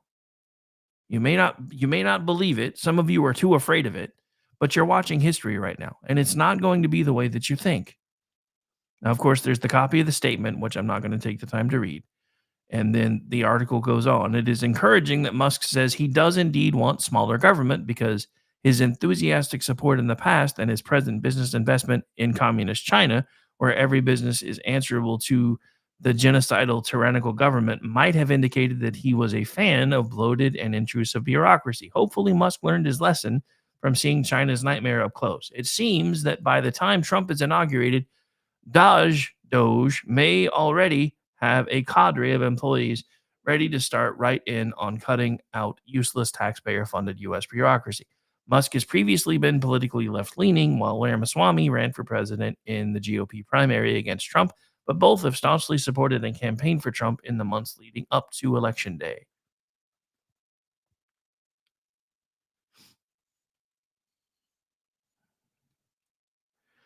I mean, so of course, a lot of people are weighing in on the chats with ways that they think they could make it better, etc. And start by slashing budgets and then go in and restructure under the new budget stuff. Look, all I know is this.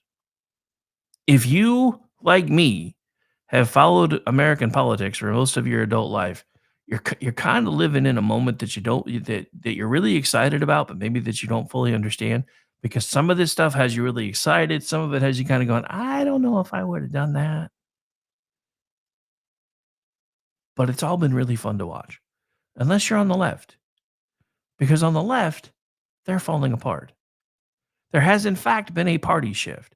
They've told you for forever that there was a party shift after the Civil Rights Movement was passed, after the Civil Rights Act was passed.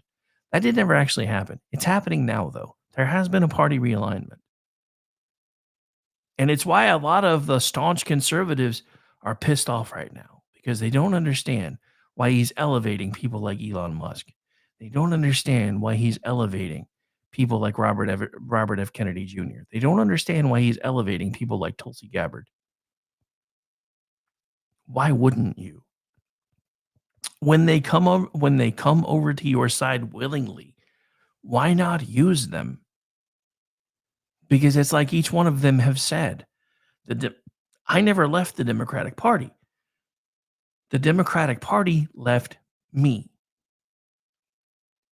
Now, the problem that I have with a lot of my friends on the right is they're not adjusting to the change very well. And look, is the Republican Party more of a populist movement right now? Yes, but it was under Reagan too. And then it normalized a little bit. Then it became the whipping boy of the Democratic Party for nearly a generation. I don't want us to go back to that. If you've paid attention to this show for a while, you heard me talk about this a couple of weeks ago when Newt Gingrich was on Fox News talking about how basically every Republican that ran for office knew that they were going to be the underdog party. And they knew it. They still tried to run anyway. Now, we can talk about how this doesn't need to be a two-party system. We can talk about how there should be more parties when technically there are. If you've ever looked at a California ballot, there's literally hundreds of parties. The thing about it is a lot of states don't recognize those parties, or it's really hard to get those parties onto particular ballots because people don't want their elections to be watered down. You can talk about the duopoly all you want, and I know because I'm a libertarian, I've had, you guys don't understand the power of the duopoly. Blah, blah, blah, blah, blah, blah. Yeah, actually, we do. But the point that I'm trying to get across to everybody is there used to be coalition building that happened in this country. It used to be a thing. It needs to become a thing again. The problem is the left has been unwilling to do it. And this is because of that whole groupthink hive mind mentality that you either had to be part of it or you were the enemy. And that is why I'm so glad to see so many people, even like AOC, taking pronouns out of her bio and starting to refer to herself as a congresswoman. I mean, I guess they've remembered that there are, in fact, only two genders, but we had to drag them to get them there. So we have a lot of momentum right now, ladies and gentlemen. We really do. We have made Herculean strides in making America what she once was yet again, and should always be if we can get this done. But at the same time, we have expended a lot of capital to get here. Some of us have put our entire livelihoods on the line. Even people bigger than me. But I still a year ago, actually a little over a year ago, made the decision that I was all in to start using my voice and my platforms that I was building and platforms that I've been involved in to try to push this thing across the finish line. Because in my heart, I knew if we didn't get here, we weren't going to be able to do this again in 4 years. I don't think you guys realize the reprieve that Donald Trump gave us in 2016, the reprieve that none of us ever saw coming, the reprieve that neither party was ready for. They weren't ready for this either, because now it's not just him. The people are behind him in a way that we haven't seen in a generation. The parties have realigned. Because even Elon Musk said it today, I am a centrist. The party that is closer to the center is always going to win the majority of America, and right now that is the Republican Party. I think everyone should be a centrist. And I get that that doesn't work for everyone all the time, but everyone should be a centrist. You should be trying to stay in the middle as much as possible, because the thing that nobody talks about when we talk about all these political ideologies and everything else is all these little graphs and everything, that the little Facebook games that they, well, this means that you're this, and this means that you're this, and they lay it out on a four, usually a four squared graph with four quadrants, and it tells you where you wind up based on, whether you're left leaning, right leaning, top and bottom, those kind of things that mean different things. But what nobody really talks about is when you go too far to the left or to the right, it's just like the world. It's not flat. Eventually you wind up right back where you started from if you go far enough, or you wind up on the other side if you stop. That's why there's so much overlap that I've never been able to make anybody understand between Nazism and everything else, because it's not about a left-right ideology, it's about a control ideology. These people want to control everything. That's what fascism is about. Fascism is about the control of ideas. Communism and socialism is about the controlling of the government. But they're both basically extenuations of the same thing.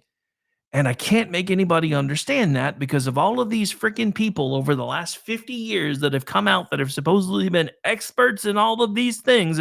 Well, no, see, that's a right-leaning philosophy. And these are the reasons why. No, it's not. I don't care what you tell me, because it's not. The true right-leaning people are not authoritarian. We want to be left the fuck alone. That's not authoritarian. Authoritarian is when you start telling everybody else what to do. Which side does that the most? Because it ain't ours. We're the ones with people coming at us saying, well, you need to do this. No, leave me the fuck alone. Land of the free, home of the brave, motherfucker. Leave me alone. Because that's where we live, and that's how we want to live. We want to be left alone. In closing, ladies and gentlemen, because we are just about out of time and I've got to get ready to go catch Sean's feed, don't forget, there'll be a reset because we're doing things differently because of archival issues, etc. So I've got to shut things down in about 2 minutes to give him his YouTube channel back. But I want to say this. It's been 9 days since the election. The world is changing. I love each and every one of you. I really do. We have 300 of you hanging out right now, which for a daytime show on a YouTube and an extreme is kind of amazing in my opinion, because we get a lot more numbers at night. But I'll still take it. But as we get ready to shut this down, give the man the time to work. He's earned it. He's done something that everybody thought would be impossible. Give the man the time to work. A lot of you stood in his way the last time, and we wound up being right back where we started. If that happens this time, there's not enough runway to save us. All right, ladies and gentlemen, because I do have to turn things over on the SHR media side, we've reached the point in this particular program where I do have to tell you it is over. Don't forget to come back tonight, though. You can always come back for the Dude Bro Show, and then I may go hang out on the Manorama channel as they discuss the Tyson fight, which is happening tonight, I guess, at 11 Eastern. So we're doing a Dude Bro Going Mental crossover, and then I'll probably hop over onto that channel too. See you guys on the Twitters, and see you guys on the streams. But again, this one's over. What? Over? Did you say over? Nothing is over until we decide it is.